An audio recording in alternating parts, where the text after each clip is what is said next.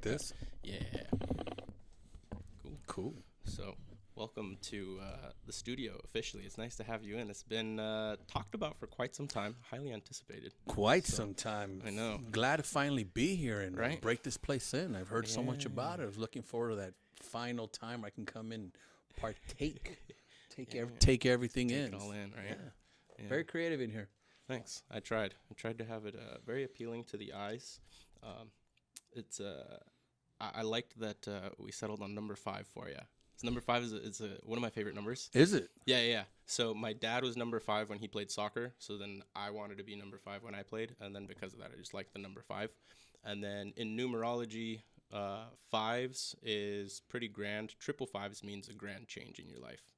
So I just like 5s. So it's nice to have you in on that one. Good reason to be here for the 5th one then. Beautifully so, yeah.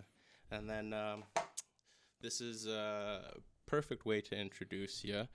Tomas DeLamora, the tank. If you'd like to share that story one more time, because you're about to start. What you said about 30 years ago? Actually, 31 years ago. So 31 years ago, I got my first job working in law enforcement, and I was working for the U.S. Marshal Service.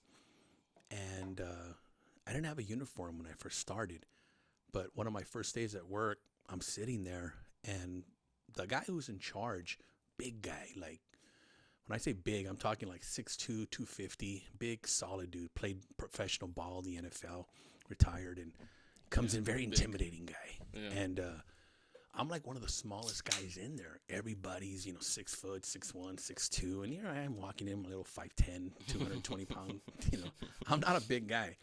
And I don't know about that one. So well, then again, compared to everybody else, I was like a little kid, Okay. And then top it up, I had a baby face. So I'm 21 years old. I have a baby face. I look like I'm 16 with a man's body. Sick. And I happened to be wearing a shirt from my old jiu-jitsu instructor, who at the time was becoming really, really famous because this is when the UFC started. So he won the first couple of UFCs. His name was Royce Gracie. Nice. And so I was a Royce Gracie student, and of course very proud to be a Royce Gracie student. OG student. Yeah. So I wear his shirt. I'm at work, and my boss comes in, and he's like, trying to intimidate me, like, sometimes you got to put hands on people, blah, blah, blah, blah, blah, blah, blah. I'm like, okay. And he's like, I don't know, you ever been in a fight before? And I was like, yeah, I used to fight every day in school, But so then he tells me, he was like, hey, that shirt you're wearing, that's that bullshit on TV. And back then I was really like cocky. Like I felt like I was a shit. Like I knew jujitsu where a lot of people didn't. So I was like, it works on everybody. And he's like, it don't work on me.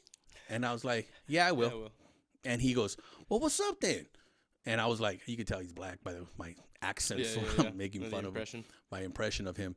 And he's like, well, what's up then? And I'm like, what do you mean what's up? And he's like, well, let's go. And I was like, I'm not going to lose my job. It's only like my second day of work. And he's like, nigga, I'm your boss. I'm not going to fire you. And I was like, okay, what do I got to do? He's like, well, whatever. Do your thing. And I was like, okay. And he's like, I'll bet you $100 you can't do this. In 1993, $100 is a lot of money. So here I am, like barely 21 years old. And I'm like, okay, for $100. Okay, well, all I got to do is take him down. So I get up, and he gets in a fighting stance, and I do too. And we're like in a little office, and I I literally do a double leg takedown, take him down, and everybody was like shocked. They're like, oh shit, he took Smitty down. Like, whoa, they called him Smit Dog for a reason. And here I just took him down, no problem. And then he goes, oh man, I wasn't ready. Do that shit again. And I was like, come on, bro. You don't want to pay the $100? Don't fucking pay the $100. And he goes, double or nothing. And I'm like, fuck, I can get a whole week's worth of work? Like $200? Like, okay, I'll do it again. So this time he got into a really good stance. And I was like, okay, cool. So I saw that he was, left leg dominant. So I went in for a single leg takedown. Except when I took him down, and I applied a heel hook to him. And I said, if you move, I'm going to break your fucking ankle. And then he was like, whoa, what I got to do? And I'm like, tap or call me uncle, your choice. And then so he tapped, I got up, I'm like, where's my $200? And he was like, damn. And he hit me in the chest, and he's like, you're fucking solid. He goes, you're built like a tank. And the guy working, who was basically in charge of the whole area, his name is Al Rios. Good friend of mine to this day. He's still a very good friend of mine. And he was like, Tank, that's your nickname. And I was like, okay. So then all of a sudden I became Smitty's boy. And whenever we went anywhere, like we'd go pick up inmates from, DEA, FBI, whatever. And he would introduce me as his boy. I was Tank. So everybody in law enforcement got to know me as Tank, not even by my real name. That's funny. So here I would show up and be like, hey, it's Officer DeLamora. They're like, who? I'm like, Tank. Oh, yeah. Come on in, Tank. I'm like, okay, fuck. Okay. That's funny. So that's basically how I got that nickname, Tank. That's really cool. What's it like to move through life for a period of time where people only refer to you as a nickname?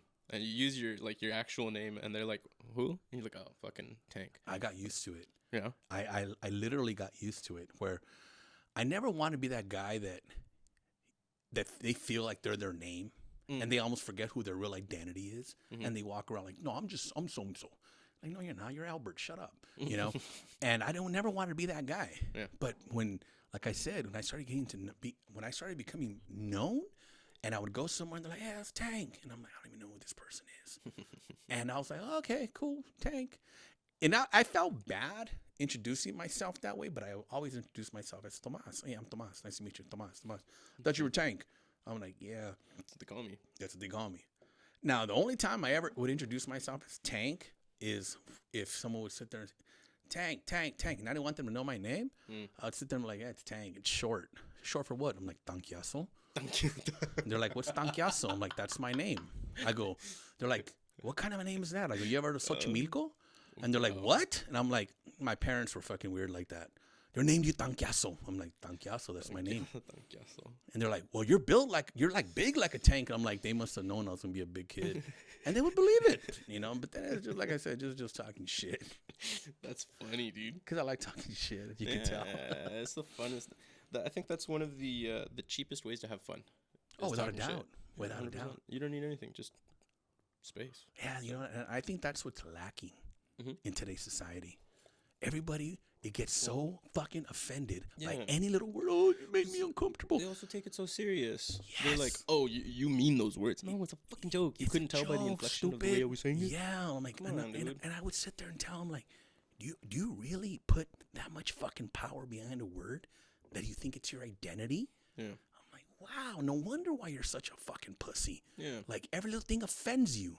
Oh, that makes me uncomfortable. Whenever I hear a guy say something makes him uncomfortable, I look at them and I'm like, do you not know that is a vaginal word? You shouldn't even be using that fucking word.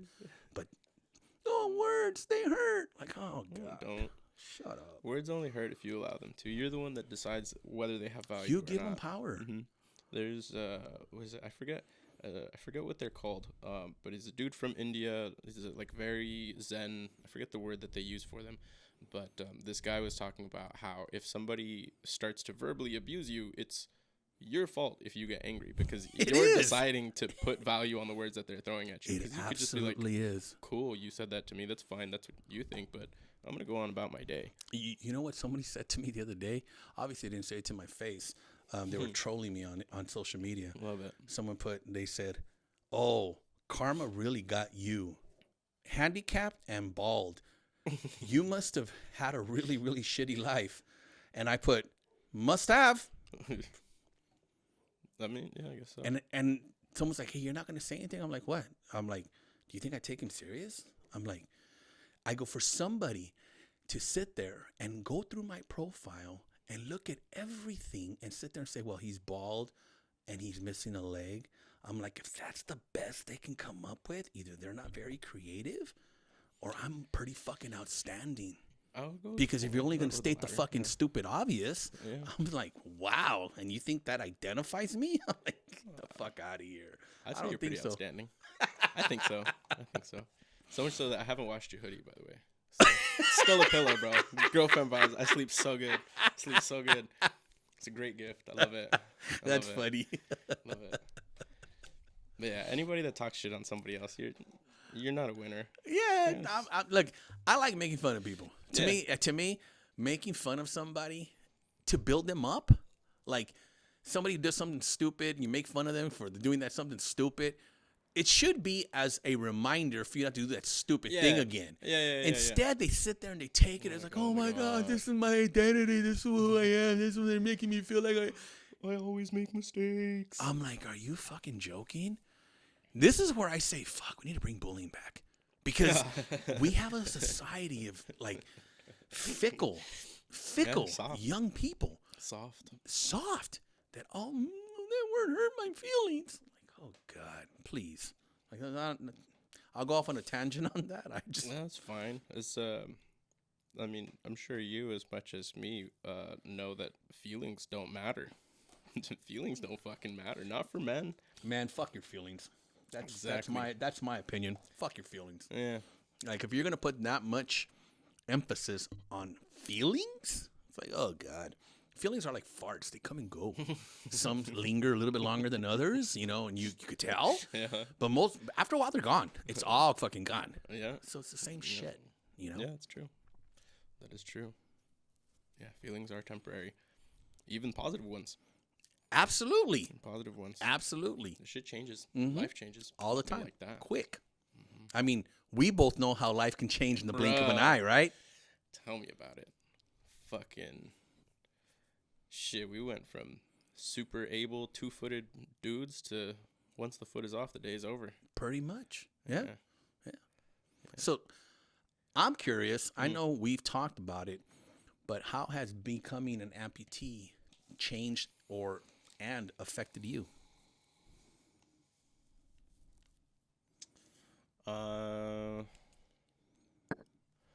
Without going with the obvious of like, well, now I don't have a foot. The first thing that comes to mind is it's just it's physically more difficult to navigate to navigate things, and I mean that in the sense of like the simple things. Like if I have to go to the bathroom, like I wake up and I just have to pee. I can't just hop out of bed and go take a piss real quick. I have to like get up, hold my shit, and make sure I get to my scooter so that I can get to the bathroom and pee. Which, interestingly enough, I was thinking about this. If it wasn't last night, it was on the way to the gym this morning, because I started thinking about like the real differences between a below the knee and above the knee. And I started thinking, because you're above the knee, do you use crutches or a walker all the time? Like if you need to move around at home? Okay. Walker, and the reason why I use a walker is because I have hardwood floors at my house.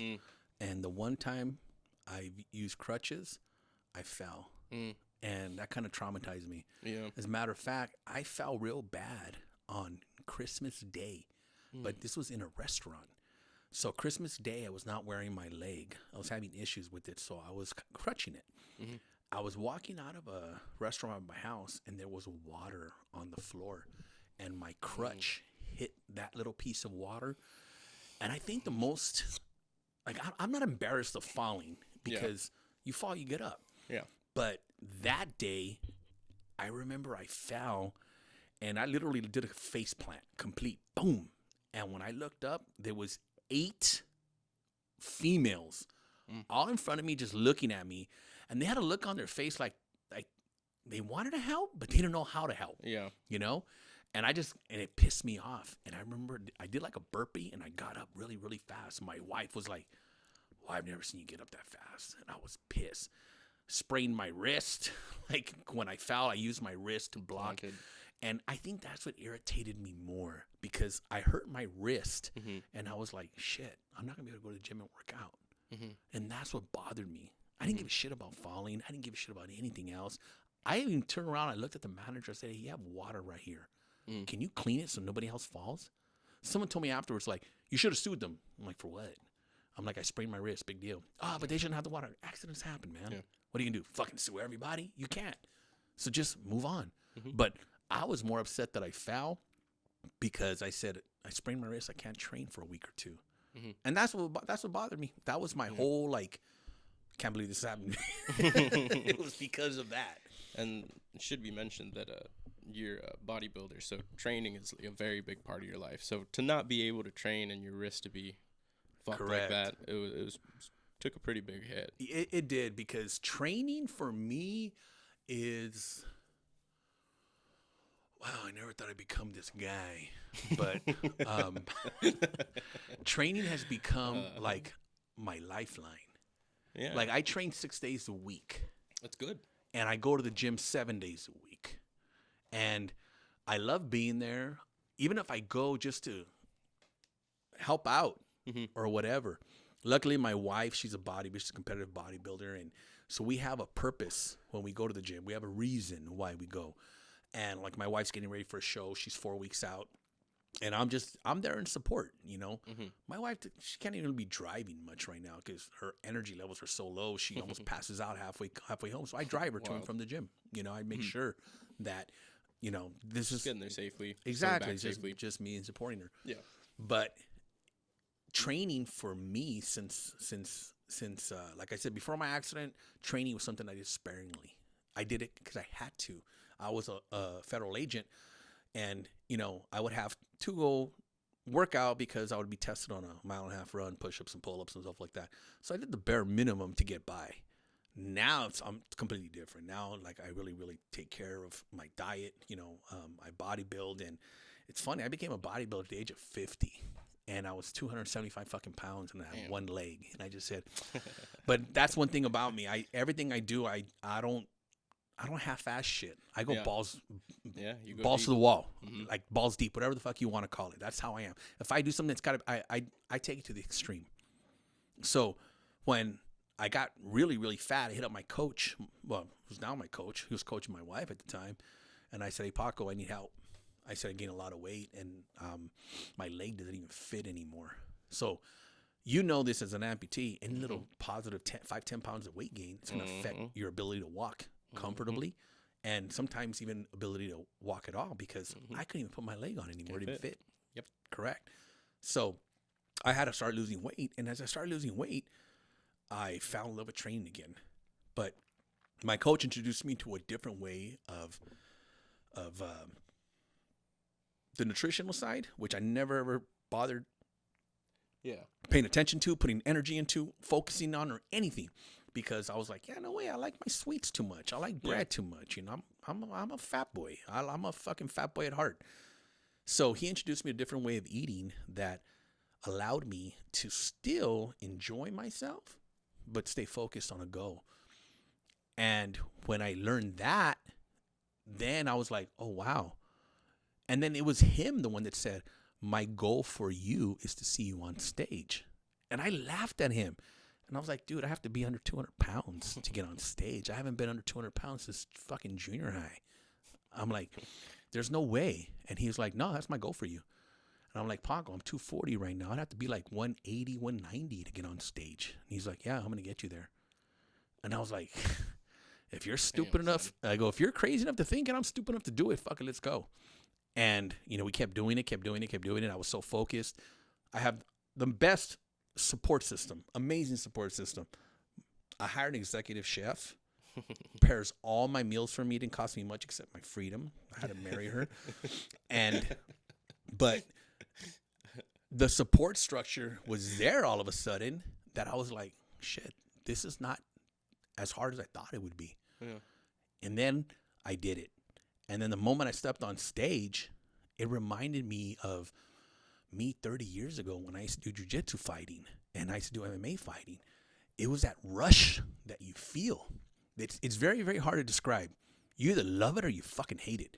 Some people get up there like, oh my God, I'm so frightened. I never want to feel this again. I went up there, my leg was shaking, and I was like, wow, 3,000 people are all focused on me right now. And I was like, and just hearing them gasp, I think when they realized I only had one leg, and I heard them go, oh, that just gave me these goosebumps that I was like, I'm fucking made for this shit. I can't wait to do this again. Like, this is number 1, and I can't wait to do number 2, and number 3, and number 4. And I was like, I came off that stage, and I was like, this is beautiful. This is my new thing. Like, I love this shit. Like, I was made for this shit, you know? Yeah. And that's when, like, I can sit there and say that my love for bodybuilding was, like, official. It was baptized. It was born. It was at that moment. So now people sit there and say, do you consider yourself a bodybuilder? I'm like, I'm a bodybuilder with a gut. But, yeah, I mean, I am. But for me, like I said, it's just, for me, it's a lifestyle now that I just love.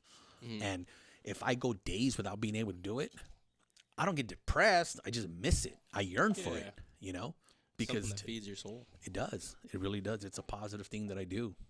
So even in so I learned this the other day. There's a Bible verse.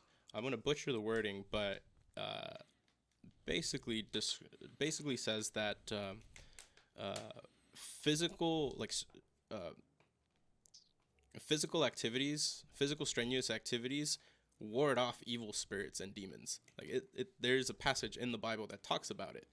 So you do manual labor and stress your body to keep demons away from you, which I find so interesting because people say, "Oh, I go to the gym to fight the demons." You know, it's so interesting you put it that way, because I can tell you, without quoting any Bible, people always ask me, they're like, yeah, you know, this is what I'm feeling, blah, blah, blah, blah, blah, blah, blah, blah. And it's always some type of negative feeling. It's always some type of negative energy they're possessing. And then I always tell them, I'm like, and what are you doing about it? They're like, I don't know what to do. And I'm like, when you don't know what to do, move. And they're like, move where? I'm like, I don't give a fuck. If you get off the couch, start sweeping. Move your body. Create that energy. Move. You'll be surprised. Without realizing, you may not feel amazing and, oh, I'm so happy, but you're not going to be stuck in that rut mentally that you're in. It's impossible. You have to think about what you're going to do next. Where are you going to move to next? So I always tell people, hey, you don't know what to do? When you're depressed, fucking move.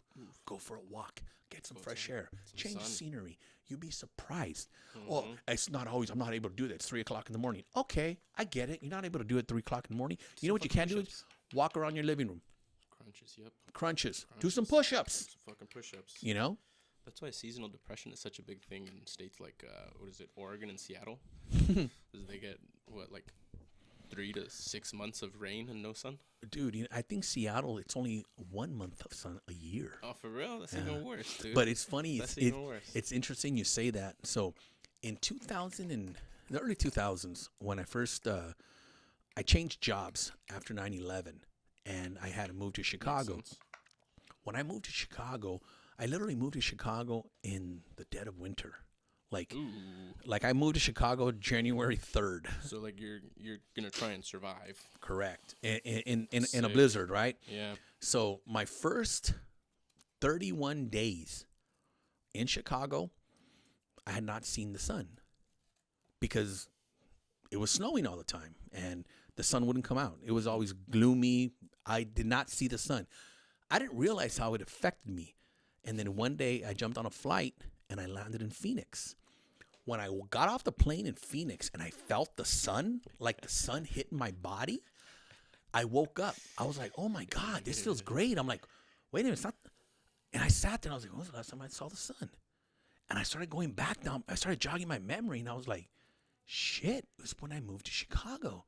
Damn, and I was like, the sun, I went 32 days without seeing the sun.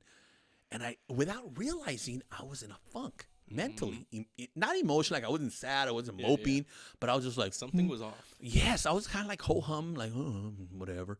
And then when I saw the sun, I woke up, like I felt invigorated. I was like, wow. And I was like, shit, how do people survive in Seattle? No wonder why it's the suicide capital of the world or whatever. There's a high suicide rate and stuff like that in Seattle, unfortunately, because of things like that. I think highest suicide rate is in the Midwest, like the flat states, and then Alaska. Really? Yeah. Flat states because there isn't anything to do. There's only farms and bars and hard drugs. So you're either ODing or killing yourself. No wonder why people are so nice in the Midwest. Yeah, I mean, you kind of have to. There's nothing there. There's nothing to do except for hang out with each other. So might as well fucking be nice. And then Alaska, it's fucking cold as shit, dark as shit. And same thing, nothing to do unless you're like a super outdoors person. Then hike, hunt, and fish. But beyond that, that's it. I spent the night in Anchorage one time, and I get to the hotel, and I'm like, "What's there to do here?" They're like, "Do you drink?" I'm like, "No, ain't shit to do here." You drink? No, ain't shit. I'm like, "No." They're like, "Ain't shit to do here." Shit to do. Like, okay, right on. Wild. Okay, cool. Wild. Yeah, I've heard that Alaska, if you're an outdoors person, that's like a dream vacation for you. Yeah. It's one of the most beautiful places to go. You'll never stop talking about it. But if not, don't even bother. There's nothing for you. Yeah, it's crazy. We get spoiled living here in Southern California. Dude, I can't move anywhere else. For a period of time, I almost moved to Montana, which, given, is a beautiful place, but I was going to move for a person, and... Never move for a person. No, don't move for a person. I'm glad I didn't, and I've come to conclude that I don't think I'd ever leave California. It's expensive, but I enjoy it here. It's a lot of sun. I like the sun, predominantly. It's the weather. Yeah. We pay for the weather, we pay for the convenience. Yeah.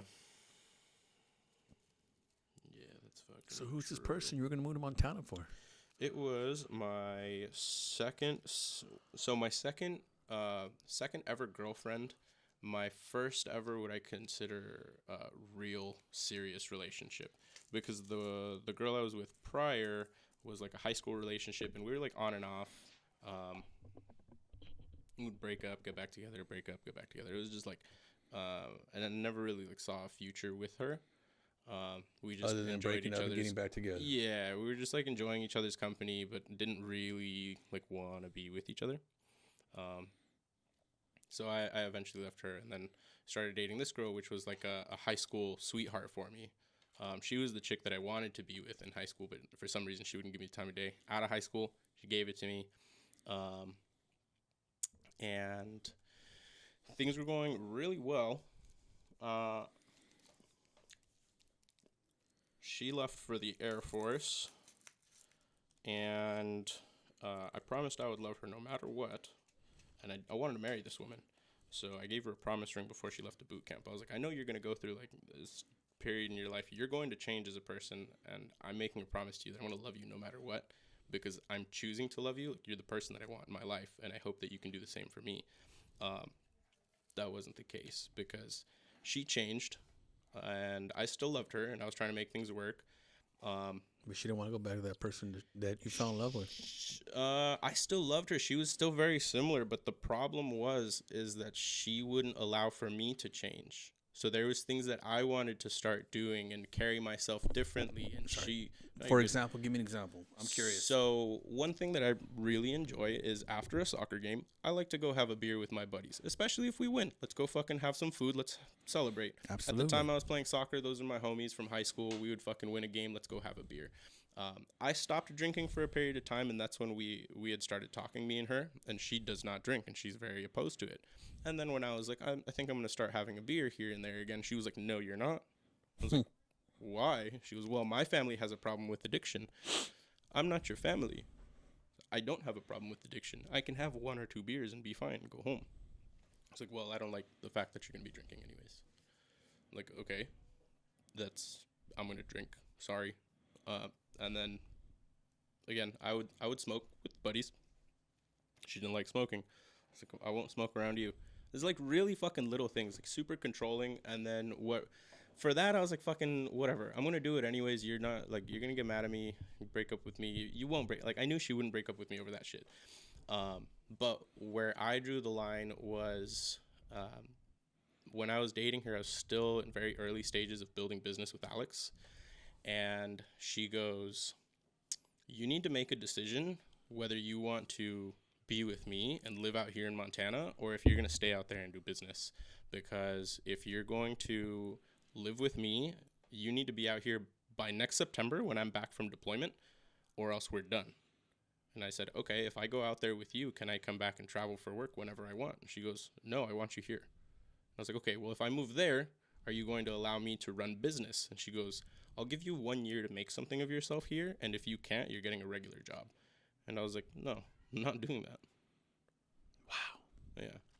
So that became our really big fucking clash there.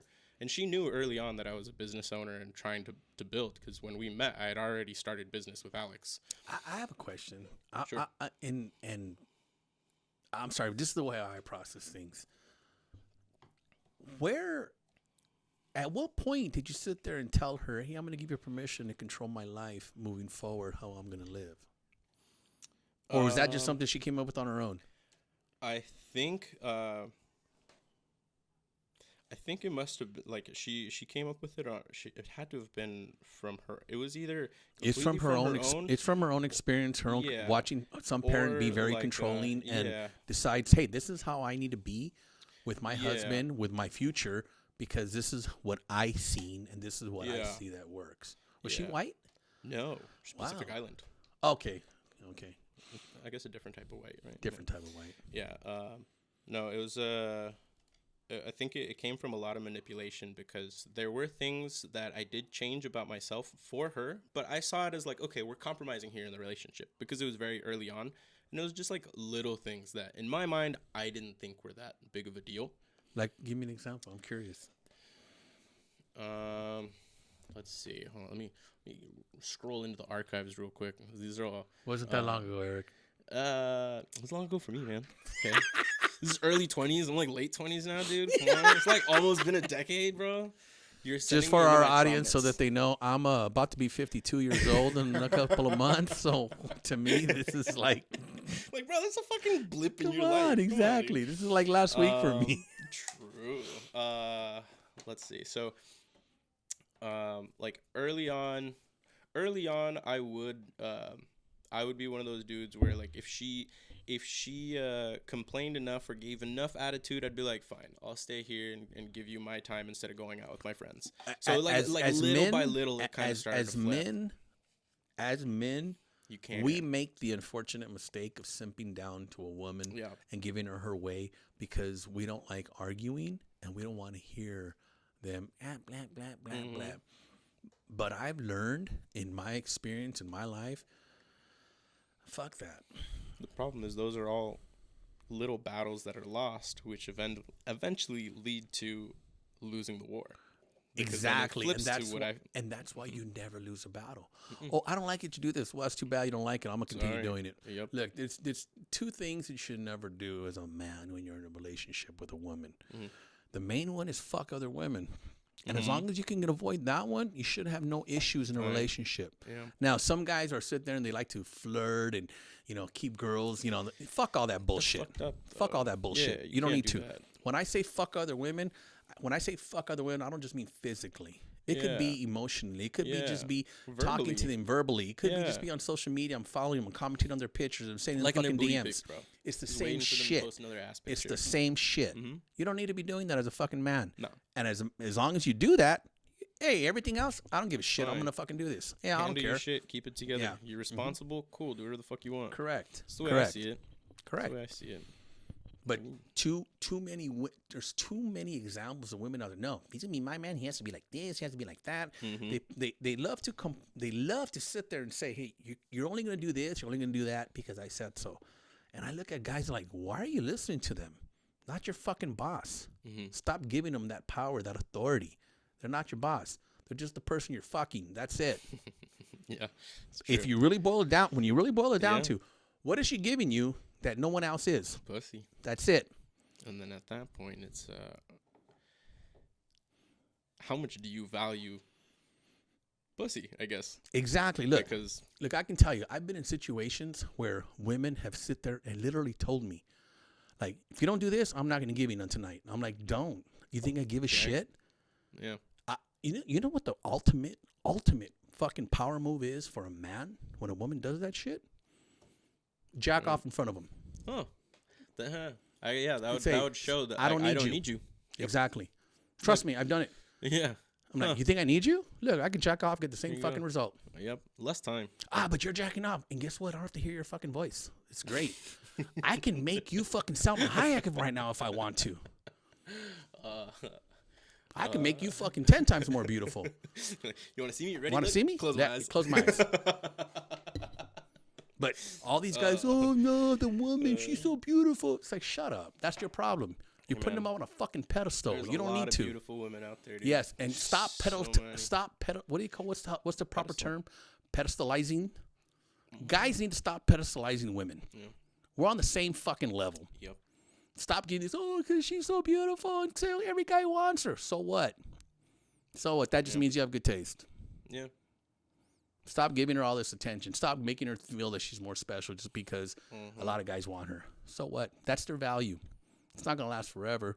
She's gonna become an old bitch one day. Yeah, promise you. That's I would say that's very similar to going to a wishing well every day and throwing a quarter, hoping that your life changes. Yeah, you're not. You're just gonna end up fucking broke, losing a lot of quarters. Yeah, that's what you're doing with the chicks. You're just giving them all of your energy and attention, and I can guarantee you, at the end of the day, you're like, "Fuck, I wonder if she thinks about me." And no, she doesn't. No, she doesn't. You're just hurting yourself. That's self-harm.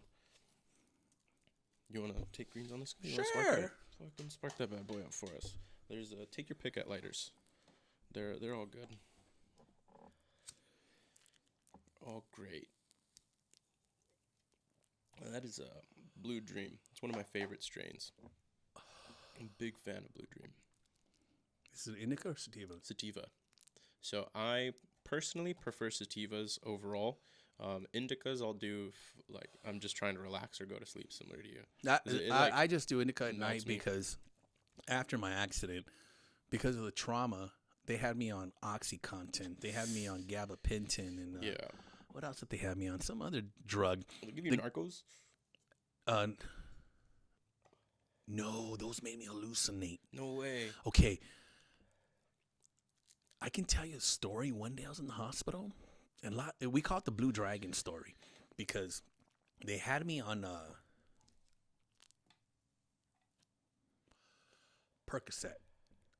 Percocet made me hallucinate. So they had me on Percocet for painkillers, and I'm in the hospital. It's like 3 a.m, and I see a fucking blue dragon on the wall, like a Komodo dragon. What? Like glowing, like the way that sign says the podcast.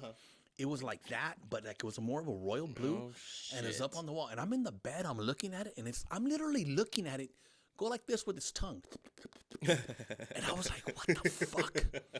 And I remember my brother was in the room at the time, and I said, hey, why is there a dragon on the wall? And my brother goes, Tommy, there's no dragon in here. And I was like, Dick, it's right there on the fucking wall. Look at it. And he's like, that's not a dragon. I'm like, don't fucking tell me it's not a dragon. I know what a fucking dragon is.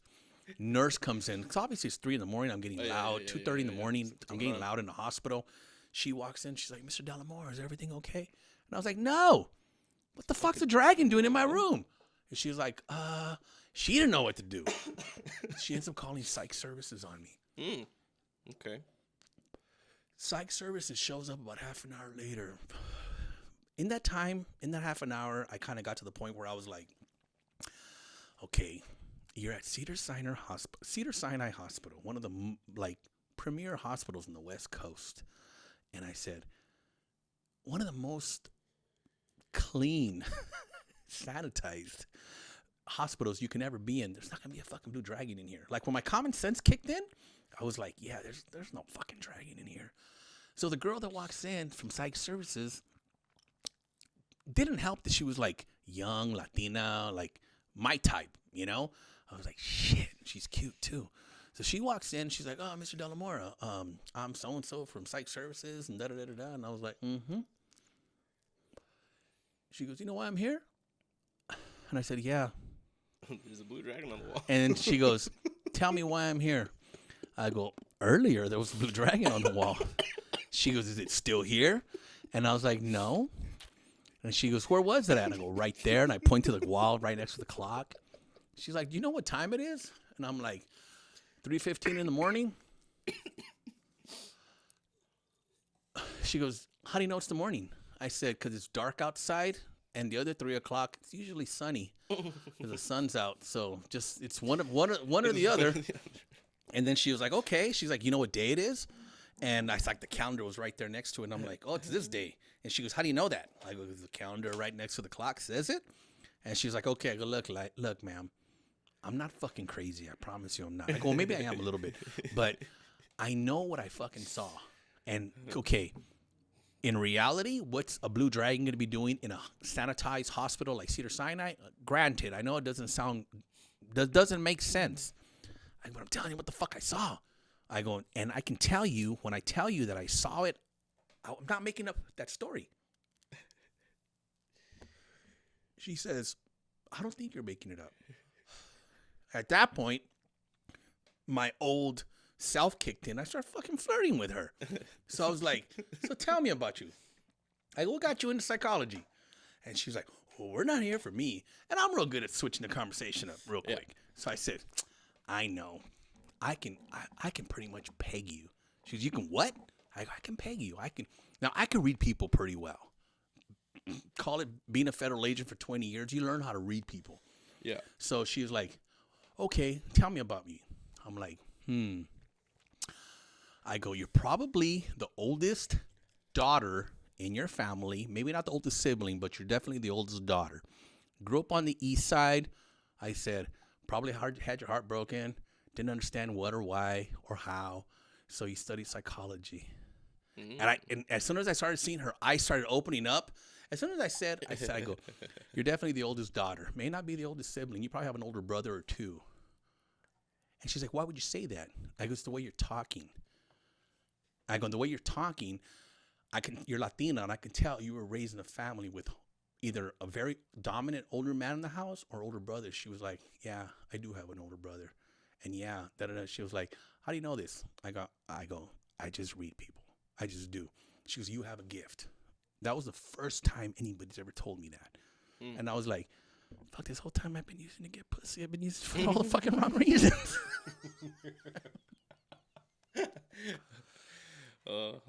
Wanted to be the hero. Little did you know you were the villain. Exactly. But so after that, I was like, okay, I got to stop all these fucking Percocets. They're no good. Yeah. So I get out of the hospital. They have me on, they try to give me perks. I laughed at them. They had me on Dilaudid, Vicodin, and the gabapentin for the nerve, pain. And gabapentin made me blind. I lost a lot of vision out of my. It was fucking wild when you told me that shit, man. Yeah, and I just one day said, you know what? Fuck this. I'm quitting it all. I just said, I'm going to quit cold turkey. And I went to the doctor, and he's like, hey, you still taking this? I'm like, no. He goes, what about this? No. What about this?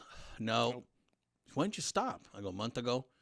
And he says, why? I kind of like the way it was making me feel. It made me feel lethargic. It made me feel slow. It made me feel swollen. Like I had such inflammation from the medications that I couldn't even make a fist. No shit. And I was like, I don't like the inflammation. I said, I feel lethargic. I feel like it made me blind out of my left eye. My peripheral's been affected. And I said, I just don't like the way I feel. And he goes, what are you doing for the pain? And I was like, nothing. So a couple weeks ago, a friend of mine introduced me to weed. And I never ever thought that I would be a weed guy. I was a federal agent for 20 years. I was drug free. I get tested at work. You can't be fucking around with drugs. You didn't even drink at the time. Well, you probably don't even drink now. I'm not a drinker. Yeah, I don't think so. I used to when I was really young, when I used to my young partying days. Yeah. But I think it's weird when you get older. And at least in my case, as I got older and I learned to drink, I stopped drinking cheap shit. Yeah. Like I went from drinking Black Label to only wanting to drink Blue Label whiskey, for example. And when that happens, you're not going to want to be shelling out big bucks for a bottle every time. So you start spacing out the moments when you do have a drink. And those moments start becoming so few and far between. Before you know it, you go more time without drinking than drinking. And then you realize, I don't miss this shit. Yeah. And I look at it now and I say to myself, what value did it give me back then? None. Zero. Yeah. I didn't benefit from it at all. So people ask me, why don't you drink? I'm like, doesn't do shit for me. Yeah. Well, can't you just have one? I'm like, what's the purpose? Yeah. What's the point? I don't even care about the flavor. I don't drink because, I love the way alcohol tastes. No. As I've gotten older, the things I've learned to have like an appreciation for, great fucking cup of black coffee. Oh my God, give me a good cup of black coffee. I'm like, ooh, let's talk about this. Whereas when I was young, I'm like, ugh, who drinks their coffee black? Right? That's nasty. You have to put cream in it. I used to have a saying when I used to go to Starbucks. They would say, would you like cream in it? Yes. How much? I'm going to say, make it creamy like Beyonce, but not like Whitney. Because that's how dark I wanted my fucking coffee. I wanted creamy like Beyonce, not like Whitney. That was my thing. Now I don't even do that. All I drink is coffee black. That's it. And I love it. Like, call me old. I don't know. Yeah. You were telling me about a coffee earlier. I forget what it was. Mocha? Yes. Moka. which threw me off because I was like, wait a second, was there a different origin of mocha, M-O-C-H-A? Like, was it just like chocolate coffee? One's the flavor, and one's the way they make coffee. Yes, which is what see, I learned something new today. And I learned it, when my compadre introduced this to me. It's like to drink coffee, fresh coffee, it's one of the best ways. Like, the way it's prepared, it brings out the flavor of any coffee. You can put Nescafe in there and it comes out very, very good. It's just the device that's used. It's called the mocha. It's an Italian thing because my wife, who's Brazilian and half part Italian, she knew about it. She's like, oh, yeah, my grandma, that's how she made her coffee. And I was like, that's right. I forgot your grandmother was Italian. Her grandmother on her dad's side is Italian, and her grandfather is Brazilian on my wife's side. There's so many different ways of preparation, and not only just in coffee, because I know coffee has the there's French press. And it's almost like a French press style. Is it similar too? Yeah, because you're saying it's reverse, right? It goes up. Yeah, you boil it first. It's kind of weird, when he was explained to me, and I was like, it's almost primitive. Like the way it's made, the way it's mixed. Like it. Yeah, it's a primitive way. Boils upwards through the coffee and then into the correct. cup. And it's just pretty cool. Oh my God, the flavor is it's a knockout. And then when you drink coffee and there's always granules afterwards, so then like, well, this is stronger than the first sip or whatever. You don't have that at all. It's the consistency is what I like. It's like I said, for me, it's just nice and smooth. Yeah, like I said, it made me feel old because I was like, wow, I'm enjoying. I'm having coffee with my friend, and I'm enjoying it. That's funny. I know the one thing that made me feel old was back when I was here with my mom. I was in the back with the beast. His name is Badass Motherfucker. We call him Bam for short. But I was picking up his poop and just like doing garden work, and I was smoking. And I was just happy just doing that. Just like cleaning up, tidying up. And I was like, damn, I might be an old person. Well, like I said, when I met you and I was busting your chops, I knew you were an old soul right away. And that's when I was like, oh, I'm gonna become friends with this guy. Like right when I started fucking busting your chops at the office, I was like, oh, I'm gonna become friends with this guy. And that's why I invited you. I was like, dude, come to my gym. Like, I don't want you to think it's like in a gay thing or anything, but I was like, come to my gym. I want to be your friend. That's how I become friends with people. I would invite them to my gym. Hey, come to my gym. You like working out? I like working out. You want to work out? Yeah. I just made a friend. I really appreciated it though. Like you were the person that gave me the confidence to walk again. Really? Yeah, because I had never been around amputees, never looked into it, never crossed my mind. Because when I was on a bike, every time I had a conversation, it was, you could die on that thing. And I was like, yeah, no shit, I know that. I'm okay with that. If it happens, it fucking happens. But nobody was like, you might live your life without a piece of you. Like, you can have something ripped off. That's an interesting way. That's what I tell people now. Because then they go, oh, and I go, yeah, it's fucking different now, isn't it? You're like, boom, made you think, huh, motherfucker? Yep. Because if somebody would have told me that, I would have gone, fuck, I think I'm gonna sell this. I'm gonna get my truck. But yeah, you gave me the confidence to walk again, because seeing you weren't like, yeah, we're missing a foot, but we make it through life, and we just take each day as it is, and you just try your best, and it's tough though. It's tough. You're like, yeah, fuck that. So what, dude? Yeah. I was like, what's up? You want to fucking work out? Let's fucking work out. Yeah. It's fun. What do you want? Yeah, exactly. It's like, okay, if he can be like that, like if fucking nothing happened to him, it's like I can fucking be me again. If he can be him, I can fucking be me again. It's interesting you put it that way, because lately, I've always been asked, hey, tell me your story. And I'm like, my story? They're like, yeah, your story. I was like, okay, cool. Where do I start? I have a big story. They're like, you do. Oh, your leg. Oh, okay, cool. Yeah. I was in a motorcycle accident. I lost my leg. They're like, that's it? And I'm like, well, this is the result. What else is there? How did it make you feel? And I was like, oh, man, it was crazy. And they're like, I bet there's more there. And I'm like, yeah, but no one cares. That's me. Okay, that's my story. And then when I do get into a subject of something, whatever, and they ask me like, oh, do you have any experience with that? I say, absolutely. When I had my accident, this happened. And as a result of this happening, this developed and so forth. And they're like, no way. And I was like, yeah. And they're like, so you basically died. And I was like, yeah. And they're like, why don't you tell people that? I'm like, what do you mean? That's your story. And I said, okay. And they're like, that's inspirational. You know how many people you can motivate? And I was like, no. I'm like, nobody cares. And they're like, nah, bullshit. You should make your story into a movie. And when I really get into the details, I sometimes feel like I'm showing off. Yeah. Because when I sit there and I tell the story, I'm like, well, okay, my leg came off at the scene. I knew I only had minutes to live because my carotid artery was exposed. And I said, well, if I don't do something, I'm going to die. My ticket's going to get punched. And therefore, I applied 2 tourniquets, to my leg. I got on the phone with, EMS and talked to them, told them what was happening.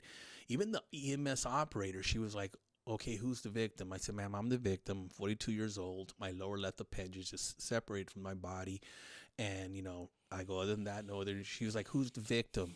And I was like, look, I'm not going to repeat myself. I'm the victim. And like she stood quiet. And I said, look, I'm the victim. I said, if I get excited, my blood's going to start pumping out of my body. I can't have that. So that's why I'm speaking to you like this. I said, but please don't make me repeat myself.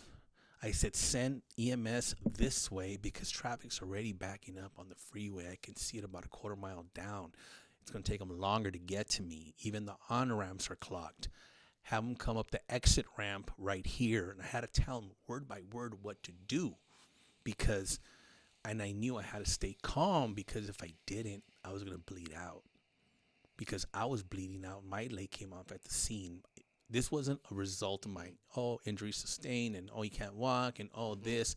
This was like they tried to reattach my leg. It didn't work. My body went septic. My kidney shut down. Now all of a sudden I'm on dialysis for a month. And, I'm thinking, shit, I'm not going to be able to fucking take a piss again because my kidneys are fucked, And they're like, okay. And I'm thinking, okay, now I'm like, shit.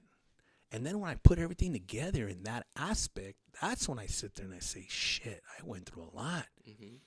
And yeah, when I do go into details about what was happening, I can describe how I'm feeling, but I remember no matter what, there was no like, oh, okay, this is it. Yeah. There was always, what now? What now? What's How next? Funny.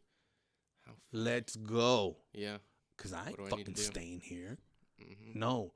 What now? What's next? And, people are like, well, that became your mantra. And I'm like, that's been my mantra my whole fucking life. Yeah. I said, now I wasn't just putting thought to words. I was putting words into action now. I used to always tell people it's not what happens to you in life, it's your attitude towards it. Now I get to start showing people it's not what happens to you, it's your attitude towards it.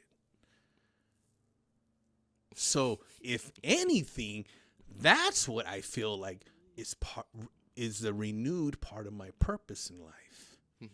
And I don't want to just stop there. I want to get into the minds of people that sit there and they think like, oh shit, blah blah blah, my life.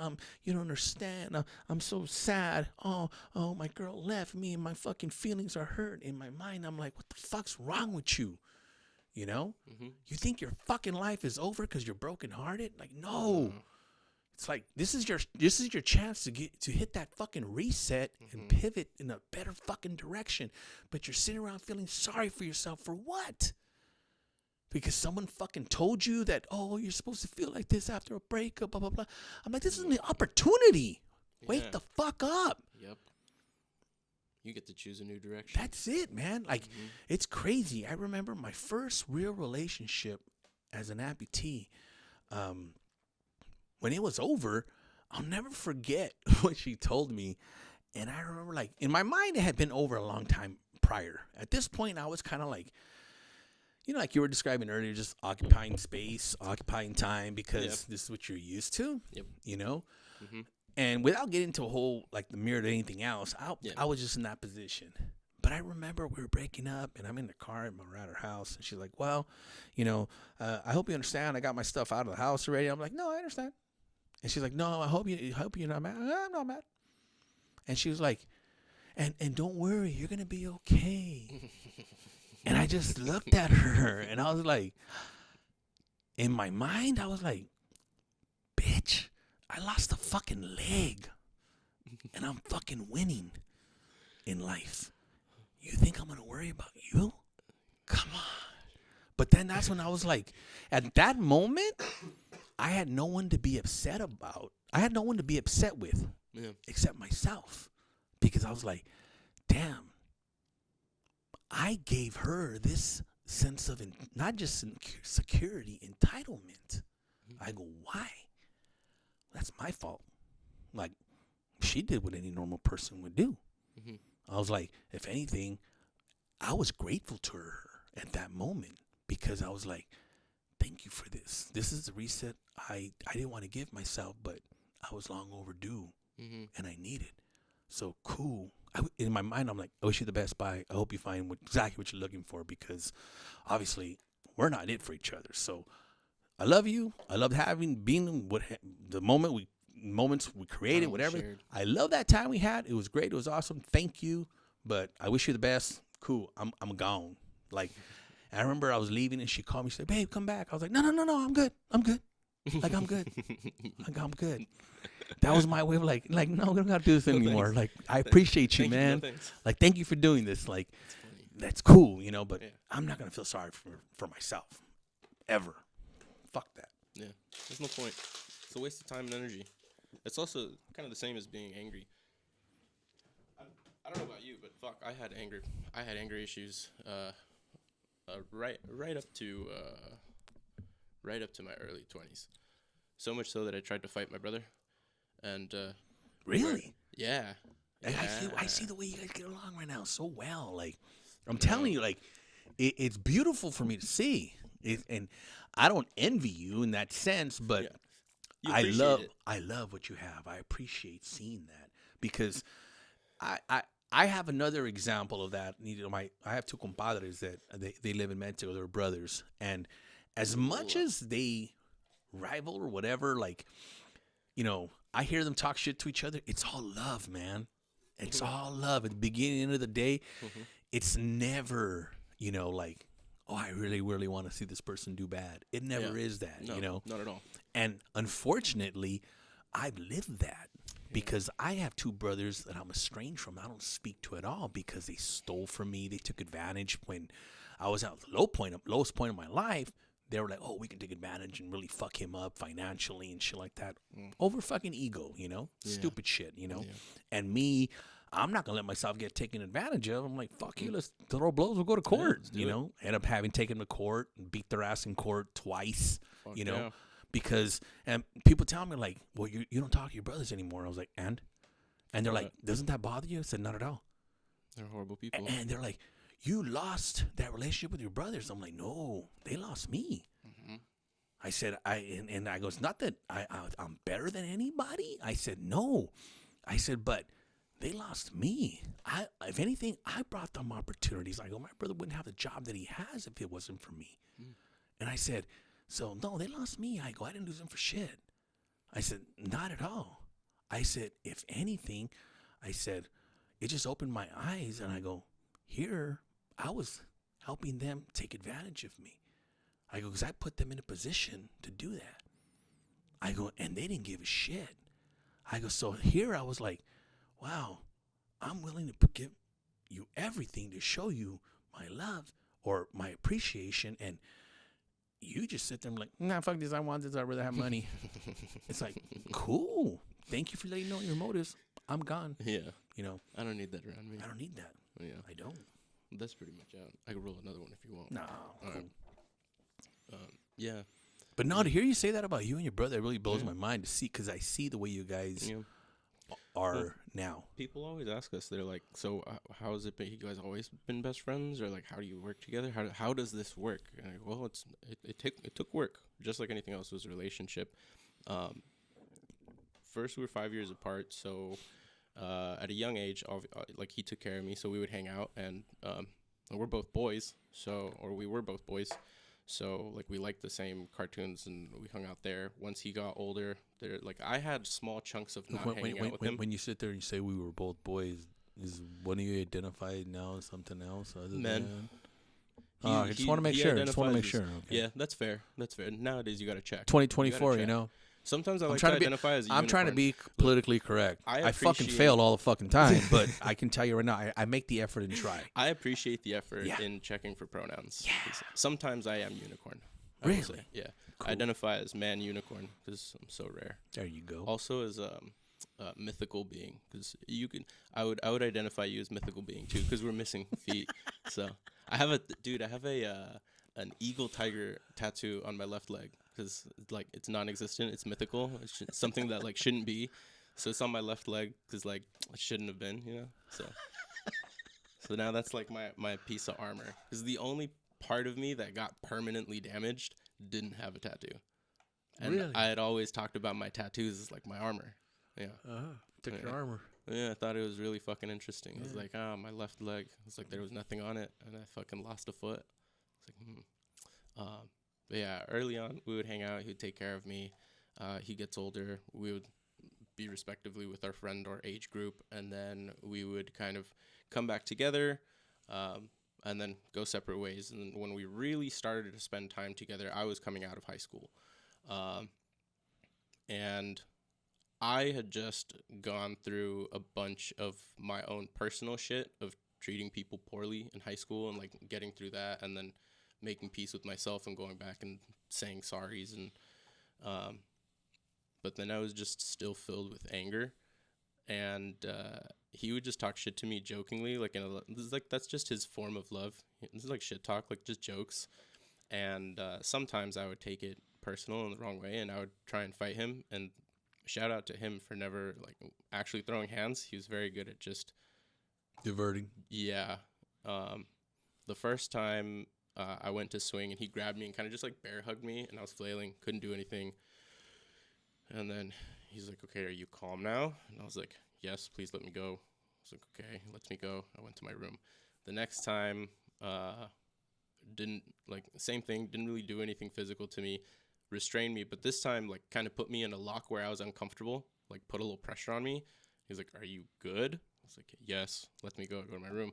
The third time, these were all like spaced out. It wasn't just like the same day. Fuck him, we're trying to fuck him up. The third time, he was standing in the hallway, and behind him was the trash can. And he said something, and I was like, fuck it, I'm gonna just bum rush him. He's not paying attention. So I run after him, and he straight just bullfighter olays me into the trash can. And I'm sitting in the trash looking up at him, and he looks at me. He goes, how many times are you gonna try this? So you're not gonna beat me. And I looked at him, and I was just really fucking mad. In the trash, I got up and I walked past him straight to my room, and I sat down and I went, I don't think there's any way that I'm going to win. This last time I was sitting in trash, literally. Maybe I need to do something about the way that I'm carrying myself. And then that's when I started to do some real like meditation, soul seeking, I guess, for the wokies. No, fuck your buzzwords. You grew up. Okay. That's it. You grew up. Yeah, look. That was the moment I decided to grow up, though. Look, you have that moment, but all you do as a kid, hold on to resentment for whatever you perceive that life's supposed to look like to what it actually is. Mm-hmm. And if you carry that resentment with you, that's what people refer to as, some people refer to as baggage or whatever. To me, it's just, I call it your fucking feelings, and the traumas. Yeah. So I just tell people, look, you want to be a fucking, you want a trophy for suffering? Cool. Go for it. First fucking place. Design it however you want. Exactly. But don't come to me with your bullshit. I'm like, oh fuck, you're not gonna believe what happened to me. Like, yeah, you won't believe what happened to me. Yeah. So we all have our own fucking story. Yeah, exactly. You know, at the end of the day, suffers, man. I tell people like, look, you're just in your fucking feelings. You know, and when you grow up, you stop being in those particular feelings. Hopefully, others don't develop and take you in a different way, and you never fucking grow up. Most people just wake up and sit there and say like, yeah, like right now you were saying, yeah, you know, I was a dick in people in high school and so forth. It's weird. Me now, fuck, 34 fucking years removed from high school.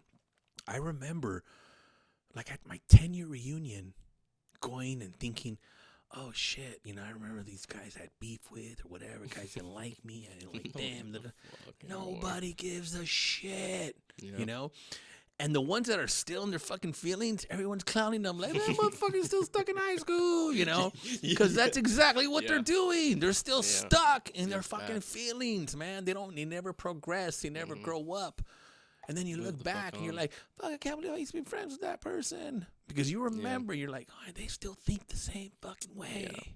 And that's what you're going to trip out on in life as you get there. You know, I have friends that I've been lifelong friends with, and I have like friends I made here and there and so forth. And I'm kind of one of those guys that knows people. Like, I make friends everywhere I go. Yeah. You know, you're a social butterfly. Big time. And, you know, sometimes kind of bit me in the ass because I'll run into people on the other side of the fucking world that I either know or know me and shit like that. It kind of trips me out, you know? That's crazy. But you get to a point, you're gonna sit that and you're gonna fucking say, fuck, I was in my feelings back then about some shit I don't give a shit about anymore right now. That don't even bother me for fuck. I can laugh about it now. Yeah. And that's really the point where you just start fucking growing up. You're maturing, man. You know, people call it emotional intelligence and shit like that. Like I said, buzzword.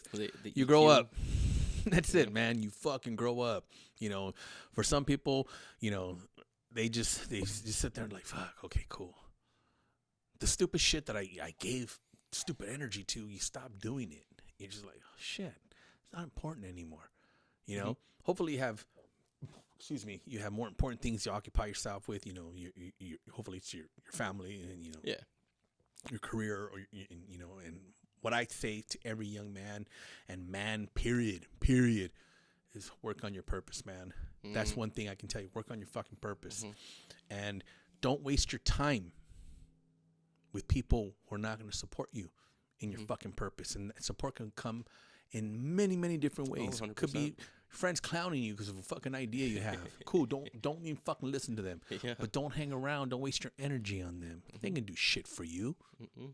You know, when there's been times when I've been misdirected, gave up, fucked on my purpose because I was focused on the wrong fucking things. Yeah. And when I finally got to the point where I said, okay, worry about your purpose, focus on your purpose again, do you. When I started doing that again, I not only became successful again, I became fucking happy again.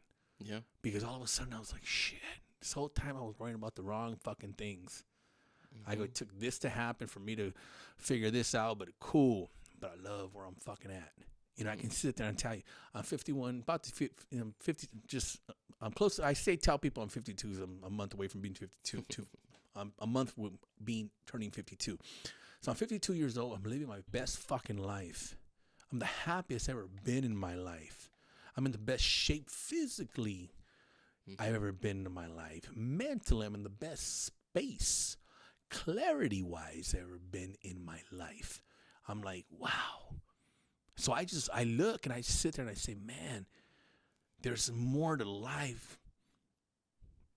I mean, the greatest thing in life is life. Yeah. But people forget that shit. Oh, 100%. Because it gets so focused on boom, boom, boom, boom, boom. I'm like, nah. Bro, you get so stuck on the number. Yes. You open that app. Oh, look, I have money. They get stuck on whatever. Yeah. Followers. Fuck. How many people liked my photo? Oh.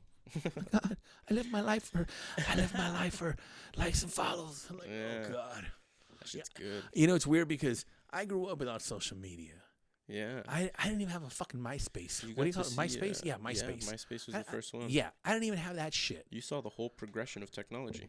in that sense, yeah, it's weird. I remember as a kid growing up, playing on my fucking Atari 2600 saying, whoa, imagine I can do this shit and my fucking neighbor could be playing at his house and we could be playing the same fucking game together.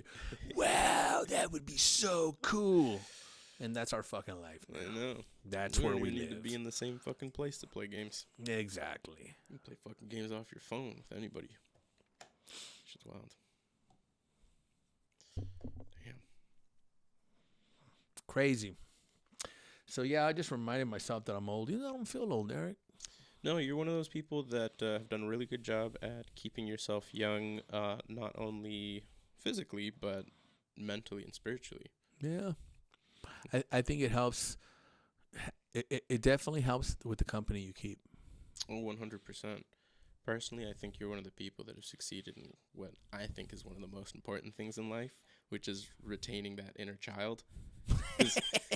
Like, you have like the giddy funness, fucking always fuck around, like always look at the happy, bright side of shit. I want to play and have a good time feeling of a kid. But at the same time, you know how to keep shit serious when it needs to be and operate.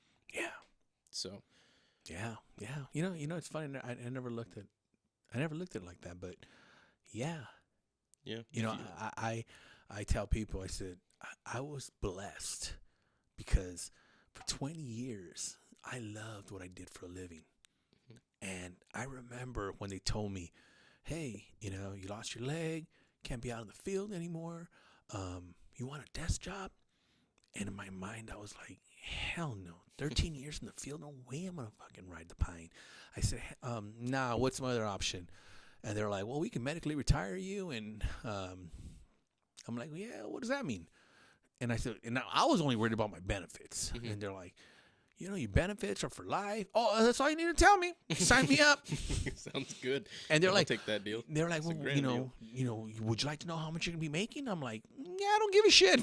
I'm like, you're gonna give me some money and benefits. I said, and after just losing my leg and worrying about what my medical benefits were gonna be in the future, I was like, no, I need these benefits. Yeah. So I was like, yeah, no, I care about the benefits. That's all I care about. As long as I know I have them for life. I said, you can pay me whatever. I'll figure out the rest. Yep. I go, I'll do what I need to. Medical bills and I'll take care of the fucking rest from there. As long as I don't have that to worry. Yep. I said, because unfortunately, we live in a society now where medical bills can bankrupt you forever. Holy shit. For small things too, man.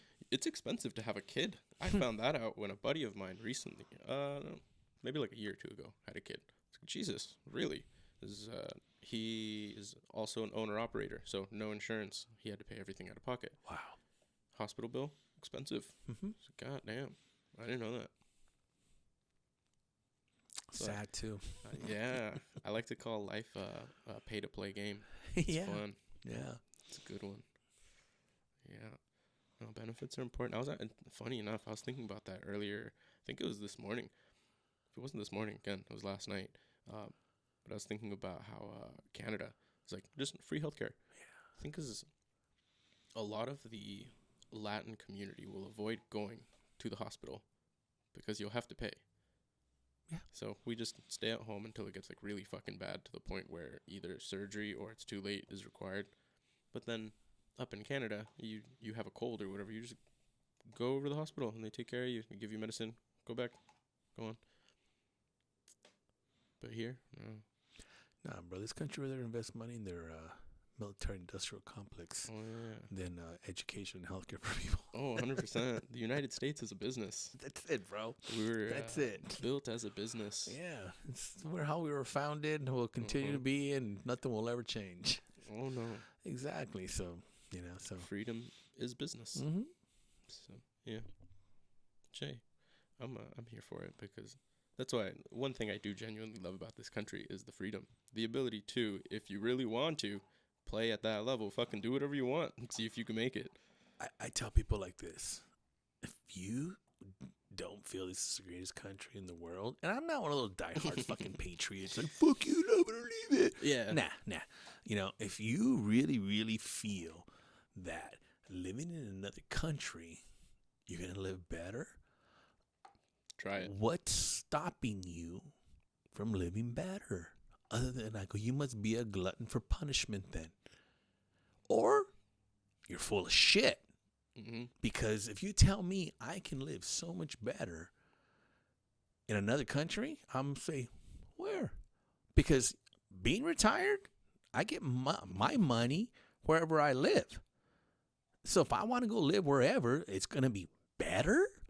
Tell me where.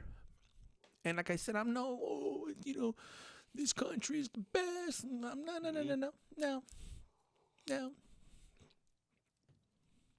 No. My pops would argue that Cyprus, I believe it's either a country or an island, but it's by Greece. Cyprus is better than here. He vacationed out there for a little bit, and he said it's cheaper, and the food is better, and the weather is all around better. He just liked it more, but look, I can go live in Mexico. Yeah. I can, where I'm from, Jalisco. I can go live in Mexico, and my dollar will go a hell of a lot further. Oh, yeah. Than it does here. Mm-hmm. But I still choose to live here. Same. I'll stay right here.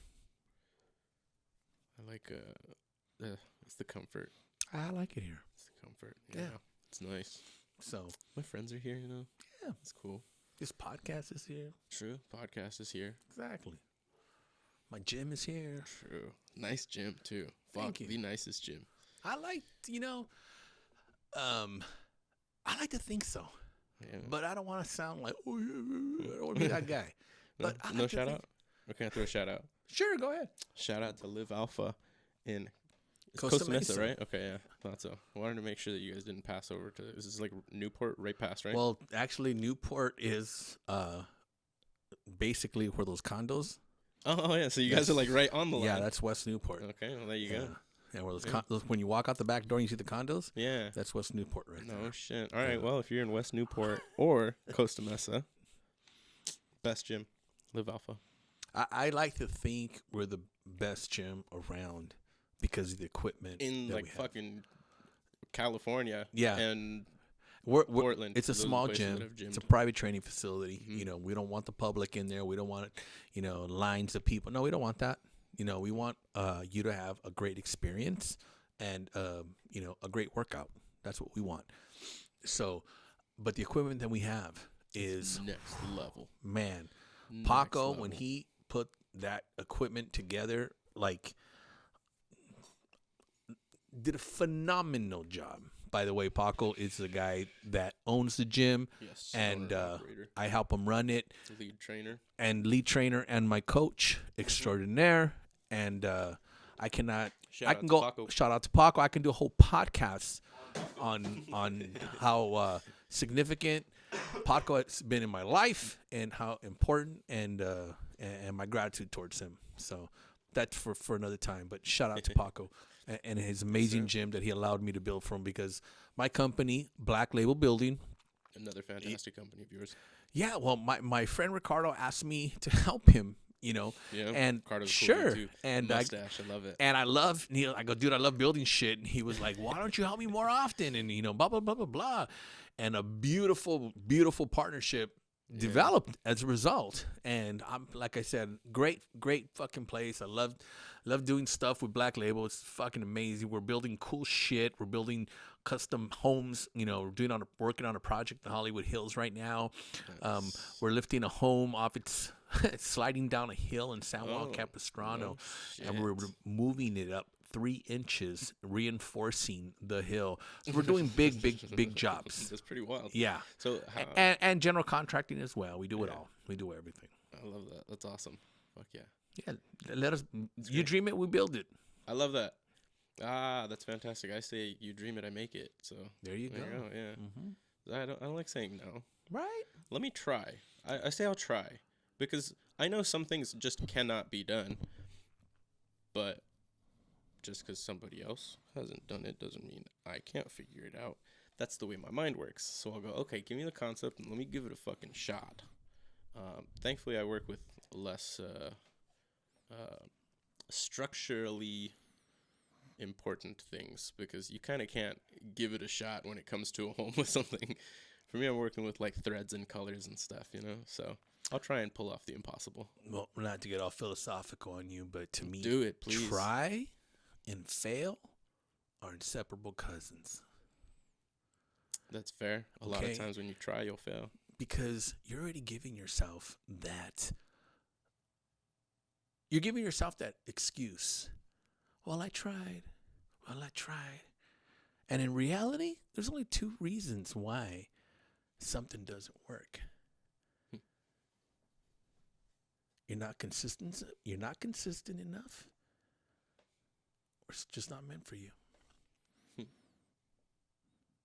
So when I say you're not consistent enough, you give up.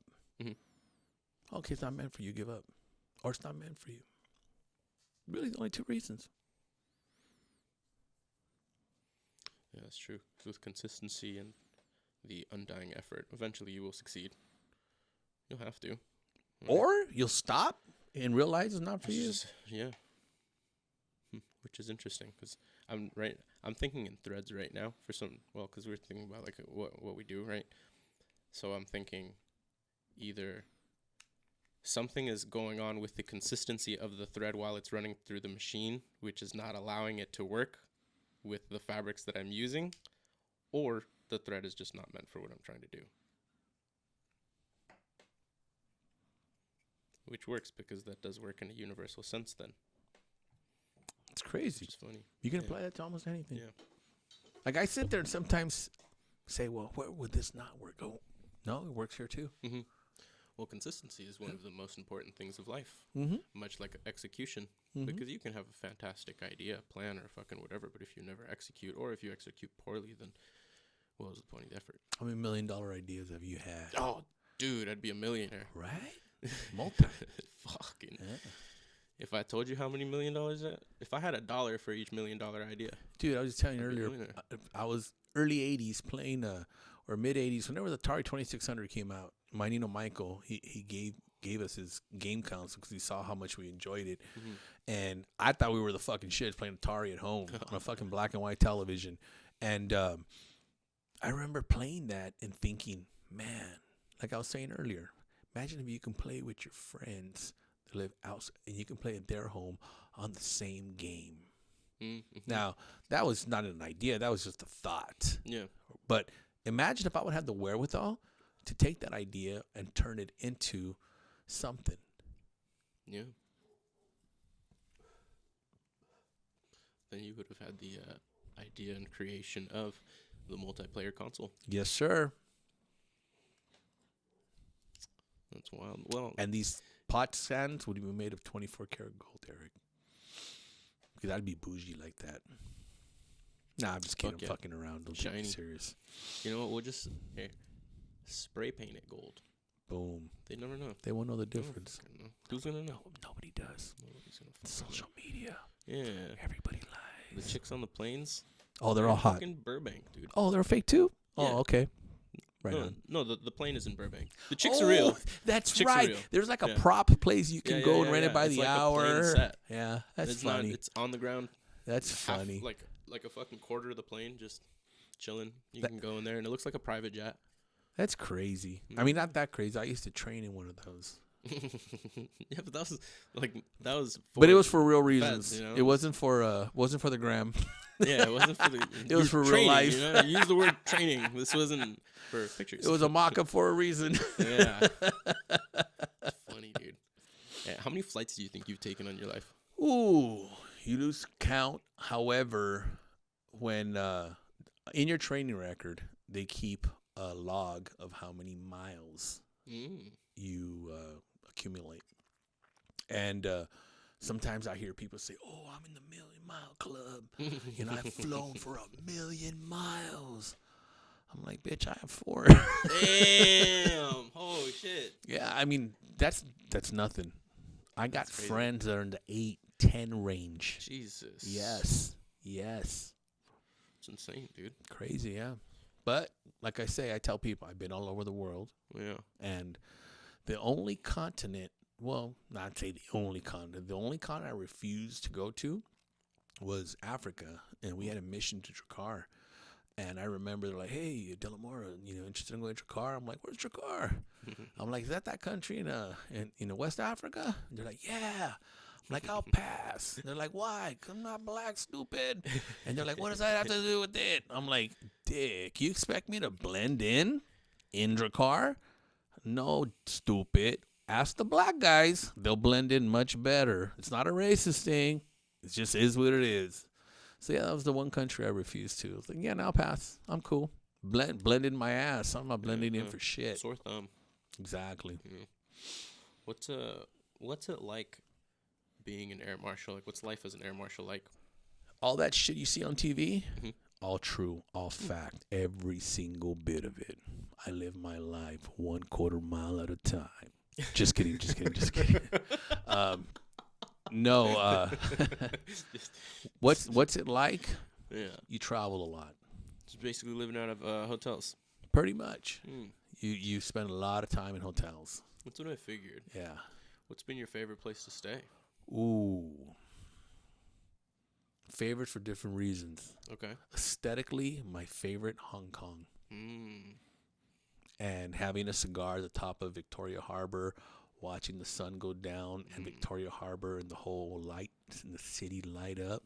It's a memory I'll never forget. Like, I'm telling you, it's one of those, I don't call it $1 million view, I would call it $1 billion view. Damn. So, aesthetically, Hong Kong. Favorite city? Ooh, man. Hard to say.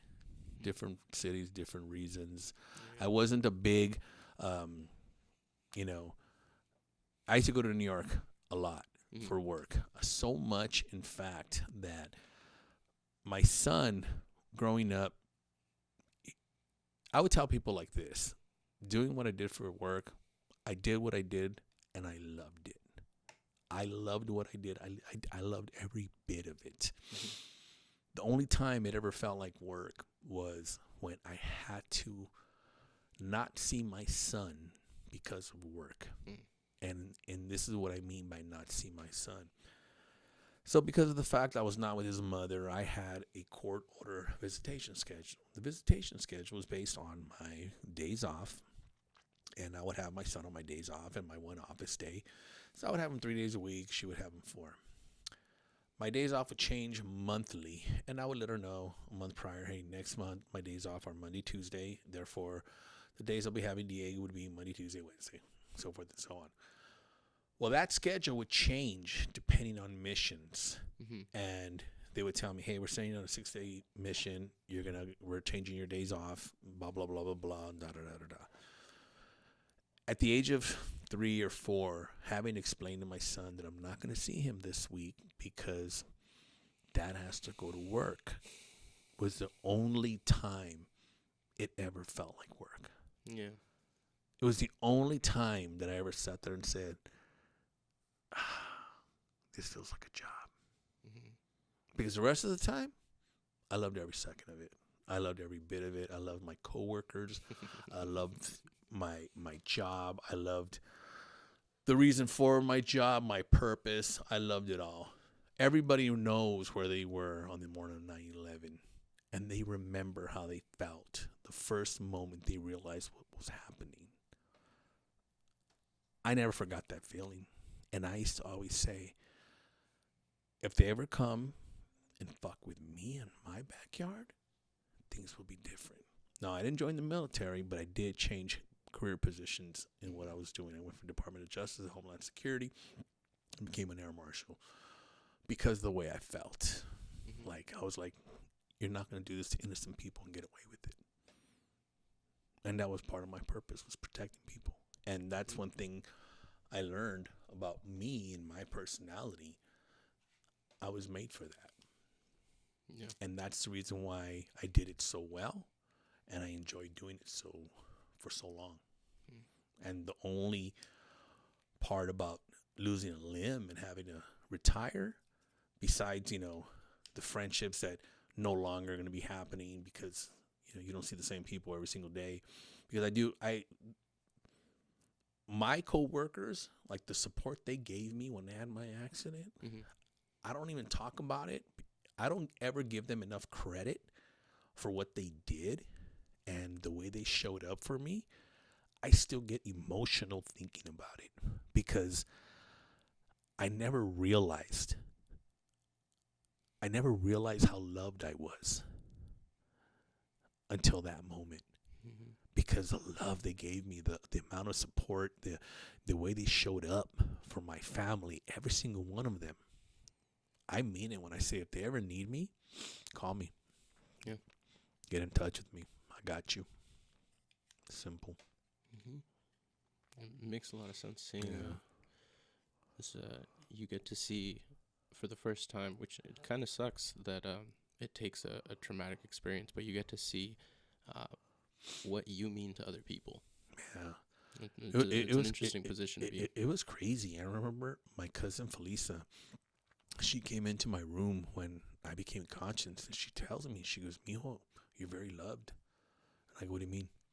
She goes, "Yeah." She goes, "On Saturday was the day of my accident." She goes, "On Saturday," she goes, "in the waiting room, there was like 80 people there." Damn. And she goes, we thought they were there for other people. She goes, when they called, they said, "Who's here for DeLamora?" She goes, when they said your name, she goes, everybody got up. She goes, everybody started looking at each other. Nobody knew. She goes, you had your friends from work, your friends from you had your friends from the shop, you had your friends you ride with, your friends you do jujitsu with, you had your family here, you had your other friend. And I was like, yeah, they didn't really intermingle with each other. Yeah. And I said, wow, within the first day, that many people? She goes, yeah. She goes, we were blown away. She goes, you're very loved. Mm-hmm. And I was like, oh. Back then, I didn't know how to receive it. I was like, okay. That's part of growing up, too. Hey, thank you. Mm-hmm. It's called growing up. It's not. I didn't become emotionally Fucking intelligent. No. I just grew up. You want to talk to somebody who's emotionally intelligent? Talk to an old person. Yeah. That's the wisdom. Very, very emotionally intelligent. Fuck, yeah. Mm-hmm. They've lived life. Yeah. They've lived some life. Yeah. It makes sense that you feel right in the role of protector, because even in the gym environment, I've personally seen you curate two spaces that are very catered to caring for the people that are there. Yeah, absolutely. You protect the space. Yeah. You're trying to make just a safe space for people to be themselves and flourish and help each other grow. Yeah, it's interesting. I have a very good friend of mine. His name is Joey Swole. And he has this big movement on social media where he takes videos of people doing stupid shit in gyms, and he gives them a lesson on what they should and should not do. And it's basically a video about positive gym culture. Mm-hmm. Well, I remember years ago speaking with Joey in my office about that very idea. And I remember, and I'm not going to sit here and try to take credit for it. I'm not doing that. No. Joey was telling me how he felt, and he was this, and telling me this, and telling me that. And I looked at him and I said, Joey, how many millions of followers do you have? Legitimate followers? I said, use your platform for that reason. Mm-hmm. How? I don't know. I said, but you have a huge platform. Mm-hmm. I go, use it for good. And that whole movement, that whole like be better than that, was born. And like I said, Joey had the idea. He's the one that said it. And I said, look, Joey, this is what gym culture is all about. But the reason why it came up is he was telling me, he goes, Tomas, I really love the way you run your gym here. You really are one of those gym owners that you don't give a shit who you are. You come in, everybody's the same. I'm like, that's true. I don't give a shit if it's a brand new trainer that just started, doesn't know what they're doing, or it's fucking Jay Cutler working out on the floor. I don't care. Mm-hmm. I said, I'm proud to say it. In my gym, I've had them both. I said, and you know what? I give everybody their respect, but nobody's more important or more special than the next person. And right. when I owned my gym and I used to hire trainers, I used to refer to myself as the United Nations of Independent Trainers, because I had trainers from all backgrounds. I had blacks, Hispanics, Asians, whites. I had Middle Easterners. I had an Indian guy. I had a gay guy. I had lesbians, and I loved that. And I told everybody, anybody, like when these two girls are like, "Hey, we want to work here as trainers." I'm not gonna mention any names. So I didn't get prior permission, but they told me this, like, "Hey, this is our lifestyle. It's not gonna be a problem." And I said, "No. If anybody ever says anything negative to you because of your lifestyle, please let me know because they're not welcome in my gym." And she's like, "Oh, we love that." I'm like, "Absolutely." I said, exactly. I was like, no one's going to sit there and make fun of nobody for nothing. If we clown you, it's for something positive, but we're not going to clown you in a negative way. No. Because I do believe in, positive, affirming type of shit talking. Yeah. Well, you're like I call it clowning. Yeah, you're like me in the sense of you won't make fun of somebody unless you're cool with them. Exactly. You won't make jokes about people you don't like. And if I do make a joke about you and I don't even know you, it's a joke that if it doesn't make you laugh, I'm going to apologize and say, "Sorry, just trying to make you laugh. I'm trying to make a friend with you." That's it. Yeah. Sometimes people are like, sometimes people are like, "Oh, I didn't know how to take that because I don't know if you were trying to make fun of me." I'm like, no, I'm making fun of you, but it's because I think you can take it and that this. Yeah. They're like, "Well, it's a funny joke," and I wanted to laugh, but you're testing the waters. That's it. That's all it is. And that's what you gotta do. I get in trouble for that. Hey man. Because of the way that I am. When you're trying to be funny, sometimes you fucking miss. It happens, dude. It happens. Yeah. Not everyone will get the joke. Yeah, unfortunately. Sometimes you can't always say the joke in the best way. So, like, I can tell you, there's been plenty of times where I have finished saying it and I went, if I switched those words, I probably would have gotten a laugh. That probably would have sounded a lot better. Yeah, a little better delivery would have been fine. And you got to play it. You take those on the chin. You're like, not the crowd. All right, well, tough crowd at night. Yeah, But again, part of life. Part of life. Different humans. Yeah, that's it. What can you do? Nothing really. That's it. Find your people. That's it, man. If you're always man, it's hard trying to be with like really uptight people. It's too much work. Yes, it's too much. It's just too much work. I just tell people like this. I'm like, if for whatever reason you feel deep down inside that you're more important than I know that you are, cool. Cool. Yeah. Cool. Right. As long as you know that. I think that works for you. Cool. Good for you. That's funny. Yeah. What are you gonna do about it? No, that kind of stops me. It's like, well, and smile, like hey, smile. Nice. That's it. Nice. Smile goes a long way. Yeah. And I'm one of those persons that people, I guess, when they see me smile, they look at me and they're like, "You're a very intimidating guy." And when you smile, you look very, very friendly. And I was like a caricature? Ooh. Is that what you're trying to say that I am? Like, should I be in movies? Is that what you're trying to say? Do I have that look?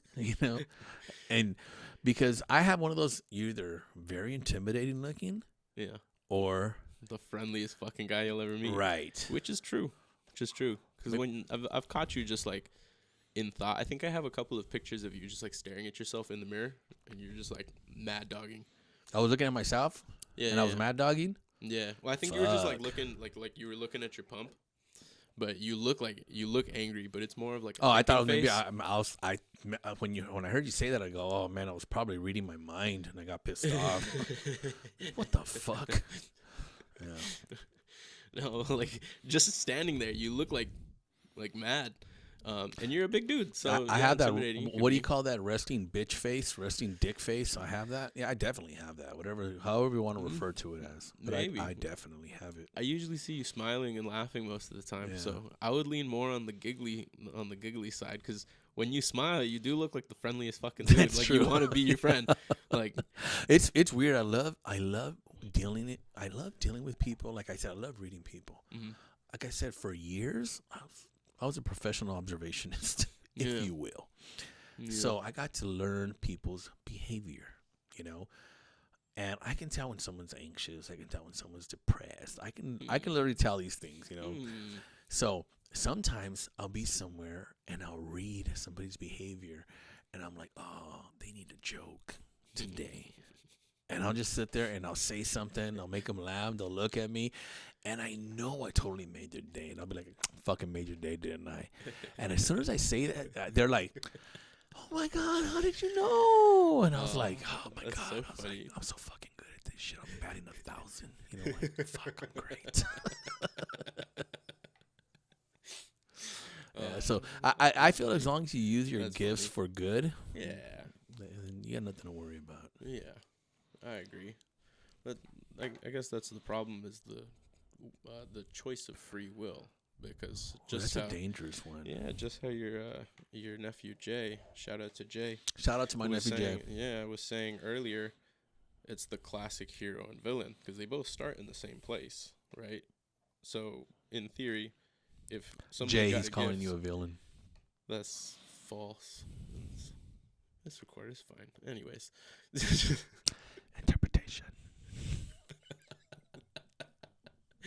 I love it. But in the same way, you could say, like, if somebody has a gift, it's their choice whether they want to use it for good or evil. Yeah. You know, the hope is good, but we all know that there's people that just want to see the world burn. Yeah. And then in the biblical, very selfish people, man. Yeah. You know, I remember as a child growing up being influenced by, you know, some people are influenced in certain, like, poetry and, you know, artistic sayings. And, you know, that was the same exact case for me. However, for me, it was in the form of a song called Heaven and Hell by Black Sabbath. And I remember Ronnie James Dio says, in life, what the proper lyric, I'm having a brain fart all of a sudden, but he says, if you're not giving, you're a taker. And I remember as a kid that stuck to me. If you're not giving, you're a taker. And I never liked that. Never ever liked that. Wow. And I took giving as heaven and taking as hell. So that's how I interpreted that song. You know, and how old were you at the time? Shit, 11, maybe 10. Damn, dude. Yeah. I'm one of those people that never really listened to lyrics till I got older, or I listened more to the melody. So at the age of like 10, 11, I wasn't thinking about like words and music like that. That's so to me, I'm like, that's pretty fucking deep. Oh, I remember. Shit. Yeah. I love music. Music is the one thing I cannot live without. I can live without TV. Same. I can live without anything else. I cannot live without music. Same. And I remember as a child, like I remember hearing Motley Crue's Too Fast for Love album. The very, very first time it came out, 1981. I was 9 years old. Yeah. I was born in 72, so I was 9 years old. And I remember hearing it because I had a friend named Mike who lived down the street. It was all into heavy metal. And he's probably the main reason why I grew up a metalhead, was because him and his brother George, that's what they listened to. It was heavy metal. It was groups like Iron Maiden. It was groups like Ozzy Osbourne, you know, Scorpions. I was a huge, still am, still am, you know, huge fan growing Motley Crue. And I remember hearing, you know, certain songs like The Trooper, Iron Maiden, when he says, you take my life, but I'll take yours too. You form your musket, but I'll run you through. So when you're waiting for the next attack, you better stand, there's no turning back. The bugle sounds, the charge begins. Well, in this battlefield, no one wins. And I remember like, wow, that part right there, in this battlefield, no one wins. I remember it made me think, why would he write that? I'm curious. I want to listen to the rest of it now.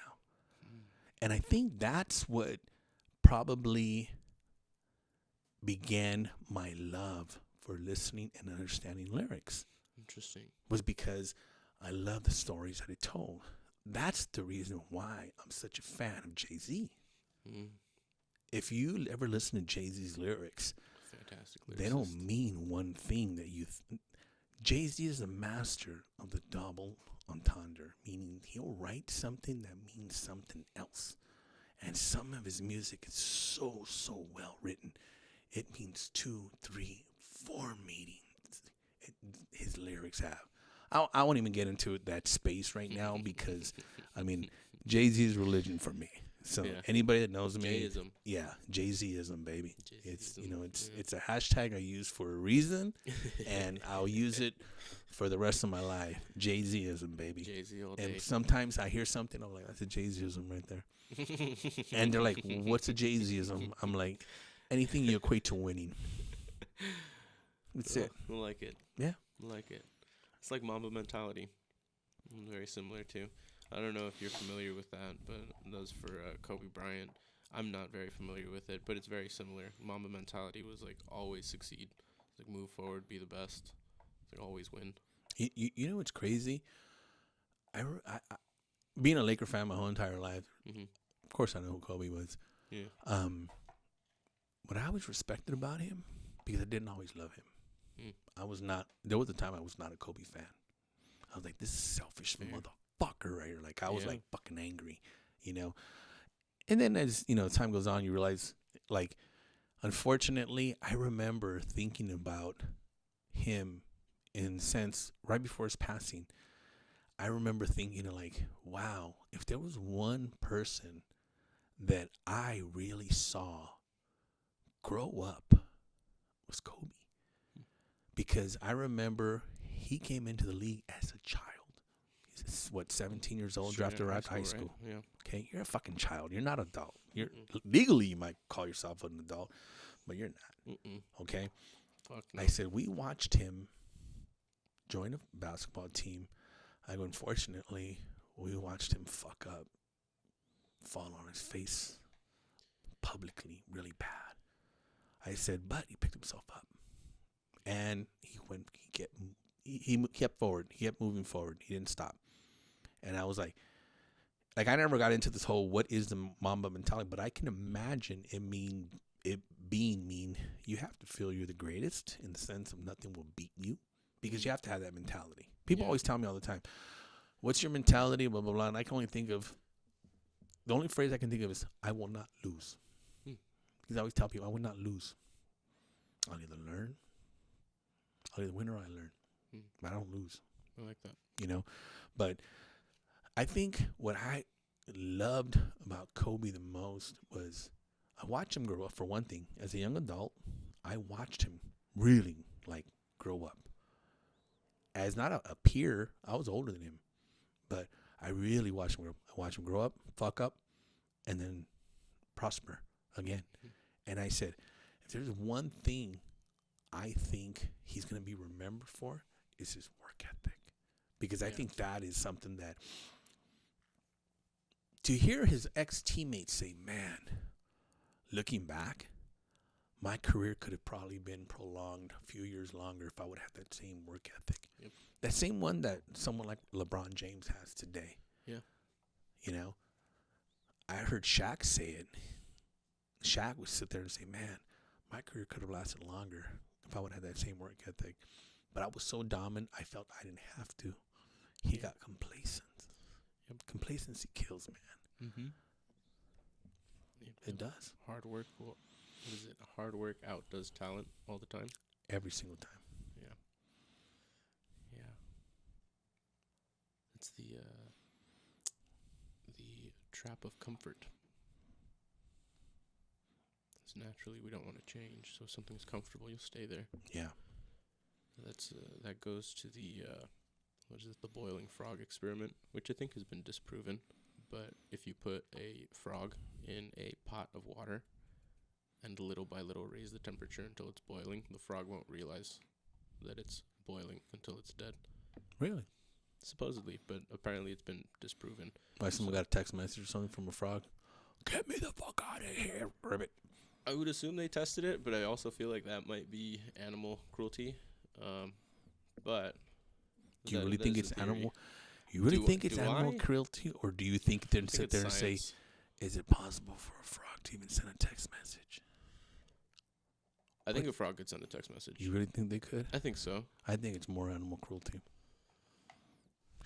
That tells me where your heart is, Eric. Very negative place.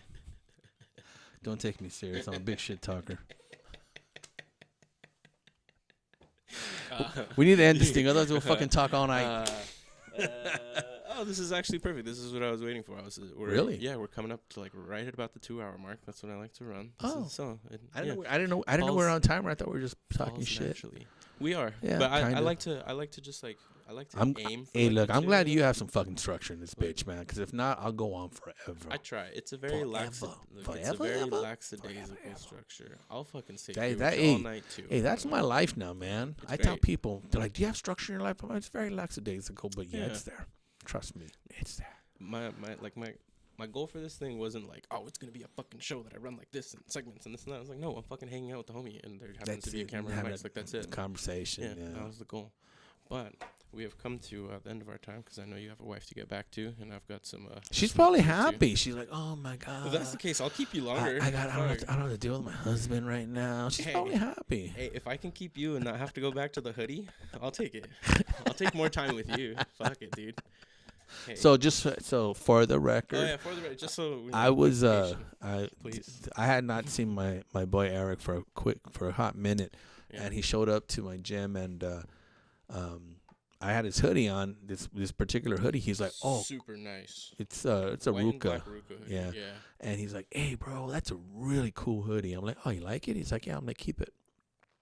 Yeah. And he's like, oh, I'm gonna keep it forever. I thought he was fucking around, but no, I'm serious. Yeah. Kept it. Haven't even washed it. Still smells like his cologne. I take a little whiff when I miss him. Gay. Yeah. Hey, no Diddy. That's the new catchphrase. No Diddy. Yeah, no Diddy. It evolved. It used to be no homo. Yeah, not anymore. Now no Diddy. Now it's no Diddy. No Diddy. It sounds better though. Yeah. Fucking Diddy. It's less offensive. Yeah, I like that one.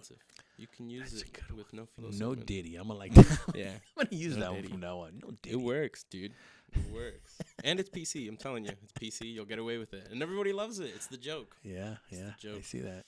And it's fine. It's been stamped and approved. You can use it. It's the best part. For me, when I heard about Diddy was from Cat Williams, and I loved how he said it. He goes, Diddy loves to party, but you have to tell Diddy no.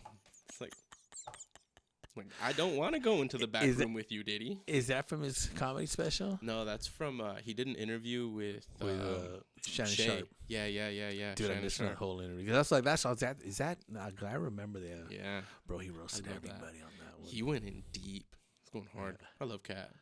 He trips me out. His cadence is great. I like the way he speaks. You know, for when I heard him, the one I heard him say like, "Man, thank you," was when he started talking shit about Steve Harvey.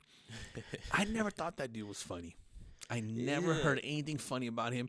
When he'll call himself the king of comedy, I'm like, why? I'm like, he's no king of comedy. King of Family Feud. I'm like, he's the king of Family Feud, and like only because Richard Dawson retired. But I was like, true. What's he the king of? I'm like, no. I'm like, he ain't funny. Like now he's writing all these fucking tell-all books for all these fucking women to. Oh my god, we love Steve Harvey. I'm like, this guy's a fucking idiot. He doesn't know shit. His own wife cheats on him and all this bullshit. Like this fucking guy. Why listen to this guy for? He's an idiot. You know. So when I heard Cat Williams going on him, I started laughing because I was like, I never gave a shit about him. And when he started talking about, I was like, well, he ain't no king of comedy. I was like, fuck, I agree with him on that one. So like, what you know, has he put out? Yeah, I'm like, he's not that. To me, he's not that funny. I didn't know that he was a comedian until I heard other comedians talking about like, oh yeah, Steve Harvey used to do stand-up shows and stuff like that. And I was like, I thought he was a game show host. That's it. Yeah. I didn't think most people anything else. Yeah.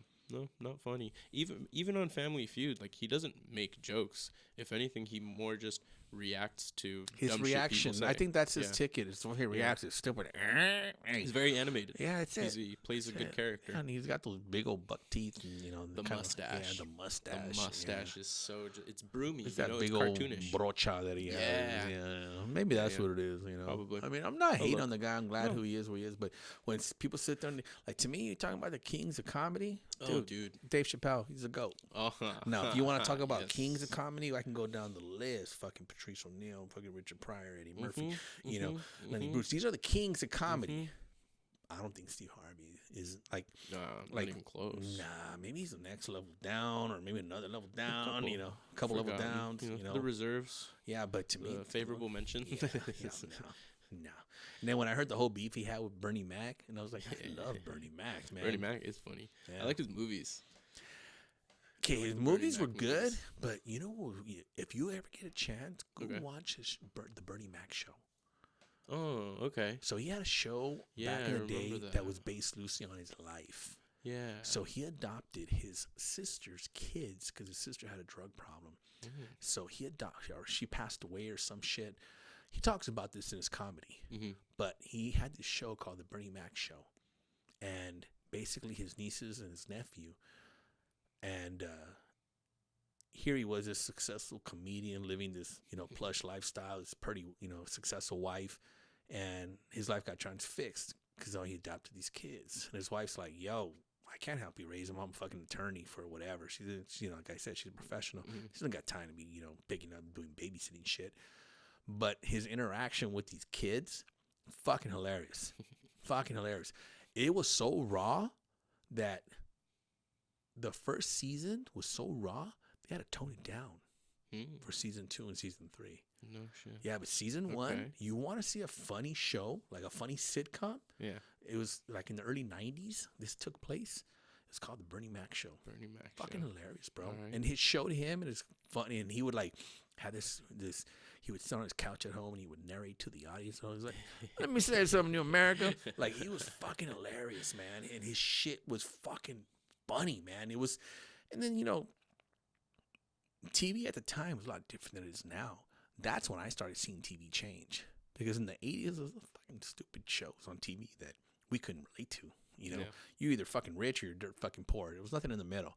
Especially if you were somebody of color, you definitely lived in the poor areas. Yep. We had like good times and ain't enough growing up in the 70s and 80s and shit. So watching the Bernie Mac Show, successful comedian living in Encino, dope ass house he lived in, like very like badass house. It was a cool fucking show, and the way he would interact with kids, like no lie to you, it reminds me of how I interact with kids. I'm not like, oh, you're 5. I'm going to talk to you like this. Nah, fuck that shit. I'm like, hey, you're 5? Cool. Tried hard drugs yet? No, don't even start. That's how I am. Fucking around, I just talk shit, That's great. I'm not, That's funny, dude. I'm not like, oh, you're 5. What's your favorite doll? Yeah. I'm like, you're 5, huh? Yeah, you smoke a joint yet? No, what's a joint? Don't worry about it. Don't ask. Don't ever do it. If anybody offers it to you, just know it's going to make you sick. Say no. That's funny, dude. That's funny. Not the best around kids, man. Not the greatest. So don't ask you to babysit. Yeah. I mean, if you want me to, I will. But I'm gonna influence the shit out of your kids. I love it. That's what I tell my friends too. I'm like, I'm gonna teach them all the bad words. Fuck yeah. And they go, I wouldn't expect anything less. I'm still that fucking kid, man. Whenever I meet my wife's friends who are Brazilian, they look at me like, oh, do you speak Portuguese? I'm like, just a little words. And my wife's like, don't say nothing. Because, bro, I don't know if you ever heard anybody cuss in Portuguese. It's so passionate, bro. It's fucking beautiful. Hit me with some. Let's hear it. My favorite one? Okay, like your basic ones, like, puta que pariu, son of a bitch, whatever. But my favorite fucking one of all time, it's this. Fila de puta rumbada. It's so, like, to me, it's beautiful. Yeah, it's got some emphasis on it. Fila de puta rumbada. I'm not gonna lie. If I was at a restaurant and somebody was like, you want to have the special? And they were like, Fila de puta rumbada. I'm like, dude, give me that. Give you that, huh? Fucking You're the son of a whore who's been ass fucked. Her ass is this fucking big. Fuck. See where the passion comes in now? You see what I'm talking about? Yo. It's fucking beautiful, man. Fila de puta rumbada. And I'll say shit like, oh, what does this mean? Just to see the look on people's face, man. They're like, what? Just poke a little bit. Yeah. When I met my wife, I was the owner of the gym. She comes to the office and I look at her, hey, how you doing? She's like, cool. And then her trainer's like, oh, this so-and-so, she just started here. I'm like, oh, welcome. And then she's like, oh, she's Brazilian. And I was like, oh, you're Brazilian, huh? She goes, yeah. And I was like, oh, I love Brazil. She goes, really? What do you love about it? I go, I have actually been to Brazil. Cause I used to go to Brazil when I was younger. I used to do jiu-jitsu over there. And I was like, yeah, I used to go to Brazil. She goes, for what? I go, I used to be into jiu-jitsu, and I used to go train with Novo União in Brazil. And then she was like, oh, so you understand a lot of Brazilian culture. I'm like, yeah, but I never understood what this means when they say this. And she's like what? I'm like, yo tenho fama de buceta brasileira. What does that mean? Just to see the look on her face, and she'd be like, what the fuck? And that's how I knew if she was an uptight person, which Brazilians are not uptight at all, you know, she just sat there, started fucking laughing. She's like, you know what that means? And I was like, yeah, I know what it means. I'm just fucking with you. Just, you know, just want to get a reaction from you. And that was my in, you know, I started talking to her. Hey, what's up? How you doing? Whatever, blah, blah, blah, you know. Yeah. Little did I know I'd be marrying her, you know, but hey, here we are. Yeah. Was it how many, 3 years later? 2 years. Well, we've been together. Let's see. I forget, man. But we've been together now 2 years. I believe it's 2 years. We're in 2024, right? Yeah. Yeah. Okay, 2021. Yeah, I met her at the beginning of 2020. I met her in July of 21, but it was like a hi and bye. Hey, what's up? Nice to meet you. You know, I met her at a show. And a few months later, so she started training at my gym. And that was like September of 21. And we got together in January of 22. And we got married just a few months later. Wow. Yeah. You said you guys got together in January of 22? Yeah. And we got married. No shit. Got married in March. Wait, so then... We got 2 months. When you and I had first met and started hanging out... That's right when I got married. No shit. Yeah. Dude, from the way that you and your wife carry yourselves, I would have assumed you would have already known each other for like a year or two, dude. That's exactly how it was when we met, bro. She's like my fucking best friends. Fucking like puzzle pieces. Yeah, like I don't sit there and that's nuts. Yeah, I don't sit there and tell people. When I tell people about my situation, my relationship, they're like, no fucking way. I'm like, yeah. People that know me, they're like, dude, did you have a gun to your head or what? You know, like, yeah. I just let them believe what they want. But when people see my wife and I interact, that's when they're like, oh, fuck, you guys look like you've been together for decades. Yeah. I'm like, yeah. It's crazy. Mm-hmm. That's insane. I didn't know that. Yeah. But yeah, we just celebrated 2 years of being married this past March. Congratulations to you guys. The funny thing is, I forget that it's been such a short time. Yes, like I think we just got married 2 months ago. That's great. Like I don't you're just hanging out. Like if you ask me, hey, how long have you been married? I'm like, a year. I think it's a year. No, it's fucking 2 years. That's great. And it's not because we're doing anything magical or anything like that. No, we just fit each other so well all the time. And, you know, I can think about other situations that I've been in where I thought I fit well with somebody, but it wasn't always. Sometimes you're just trying to make it fit and it doesn't. Yeah. But you're like, nah, I really like the way this, feels and making this one fit. And you stay there. You know, and this one, you didn't have to try, bro. Just locked right in. Dude. It was so stupid. It was so simple and stupid that I was like, wow, unbelievable. Like when I tell people, I'm like, most people wouldn't believe me. So I don't even try. Believe what you want. I don't care. You're not going to believe my story anyways. Yeah. But I don't care because it's my story. Yeah. I'm living it. Yeah. I'm having a fucking blast living my best life. Exactly. I don't give a shit how you think about it. Exactly. I don't give a shit what your opinion is. I don't give a shit. Yeah. Because it's your fucking life and you're living That's it. Eat a dick. Fuck yeah. Enjoy it. Fuck Don't choke. You know? Yeah, you reach a dangerous level of power when you stop caring what people think. You know what? I've reached that level recently, and the freedom that you have, dude. Where like you really don't give a shit. Like a lot of people that know me, like, dude, you never really gave a shit. But I was like, sometimes I did, but like now I don't at all. Like for nothing. Like something happens, I'm like, oh well. Yep. I would say there's probably only like a couple of things that could really bother you. Besides that, everything else. could fucking lick your nuts. Pretty much. Mm-hmm. And the close things I feel like are the staples, and that's just across human. Because for me, I think about it, and it's like my family. As long as they're healthy and happy and alive, good, cool. Mm-hmm. Everything else, so what? Everything else is replaceable. As long as my people are cool, everybody's happy and alive. That's it. Everything else can be taken care of. It's an answer to it all. Absolutely. Mm-hmm. Yeah. So, I'd say I've got one last question for you. It's turned into my staple question of the podcast because the whole driving force behind it is to inspire people to think about living their life in a better way. So, the question is, on your time on this planet, what's something that you've learned that has helped you live a better life?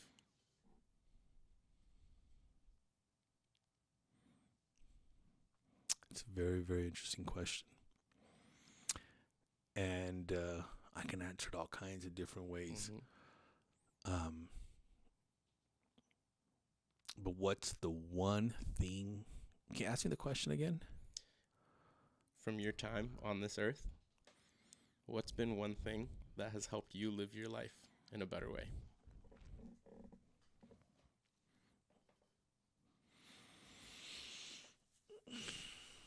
I know it's going to sound cliche-ish, but sometimes not giving a fuck is the best way to be.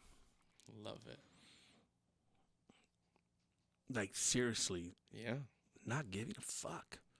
And that doesn't, I'm not saying that in a negative way. Sometimes not giving a fuck could be not giving a fuck about whatever. Like, I don't give a fuck how this makes me feel. I don't give a fuck how dieting makes me feel. I don't give a fuck that I'm hungry. I don't give a fuck how this is making me angry. You know, what I've learned to do as I've gotten older is like one thing about me, I don't ever get angry. I don't. And it's not that I work on my stoicism. Nah. I do one simple thing. Okay. I realize in life you can't think two emotions at the same time. Like, you can't be angry and happy. Yeah, it doesn't make sense. You can't. You can only be one emotion at a time. Yeah. So replace one emotion with another. So if something that you're sad about, like me, I think about something that pisses me off. And I get over my sadness really fucking fast. I'm like, fuck that motherfucker, you know? Yeah. And it could be something from the past or whatever, or something like that. But you know, in that moment, and afterwards, I'm like, I don't give a fuck. Yeah, it's over. It's gone. It's in the past. Can't touch me anymore. Yeah. I can go back and touch it, but that's if I want to be a bitch and sit and fucking live in the past. And for what? What value is it going to give you? Nothing. As long as you've learned from it already, which I think that's a really big part, because there's things that happen in our past that there's a lot to learn from, but you have to be willing to go back with a third person's perspective, pull your fucking ego, whatever it is, remove yourself from the situation and just look at what has happened and how you could have moved better as being that piece in there. Also step into the shoes of the other players and see what it would have felt like if you were them in that situation, and you get to learn a little more there too. That's one of the hardest things to display for human beings is empathy. Yeah. Most people don't care to, want to, even know how to, unfortunately. We live in a very selfish world. Unfortunately. Like I said, everyone starts in a place of me first. So that's why I go back to that kid listening to Black Sabbath, Heaven and Hell. If you're not giving, you're taking. Nice. And the heaven that I'm going to make for my life, it's a beautiful one. I'm going to be giving. I'm not going to be taking. I'm not going to be living in hell. I'm not going to be living backwards and not going to be none of that shit. No, man. Give. Someone doesn't appreciate it, cool. Just change direction. Cool. I like it. That's it. It's a great send-off. Quit giving a fuck and give. Exactly. Quit giving a fuck and just give. That's beautiful. So when I say I don't give a fuck, like you can sit there and take it in a negative way if that's a space that you choose to live in. Yeah. I don't live there. So when I say I don't give a fuck, like, I mean it in so many ways. I should brand that shit. I don't give a fuck, because I don't give a fuck. And it could be one of the most positive things that you can do. Don't give a fuck. Don't give a fuck. Like, oh, like people, I have this anxiety. Like, why do you care? I care. Anxiety is just your fear of the future. Fuck yeah. Don't give a fuck. Mm-hmm. Well, for what? Sorry. For what? Don't give a fuck. Watch how better your life is. You stop giving a fuck. Life is too short to give fucks. Yeah, for what? It's crazy. You'll wake up one day, you'll realize. When I see people sit there, I ran out of fucks to give. Yeah, okay. Shouldn't have given any, bro. Shouldn't have been giving them at all. Yep. Don't give a fuck. So, I don't care. Don't give a fuck, and give as much as you can. And just give in life, man. Yeah. Give, but just don't give a fuck. There you go. Give, just make sure they're not fucks. Oh, Tomas, it's been a pleasure spending the day with you. Thank you for having me. Oh, I appreciate honor it. having you in. Thank you for coming. We'll do it again. For sure. 100%. We'll do it again. Let the people know where they can find you. Where can they find me? I don't know. Where can they find you? All right. Don't fucking find them. Don't find me. Yeah. I'm very private. Yeah, you go. Just kidding. My name is Tomas DeLamora. I'm on Instagram. It's my first name, TOMAS _ my last name, DELAMORA.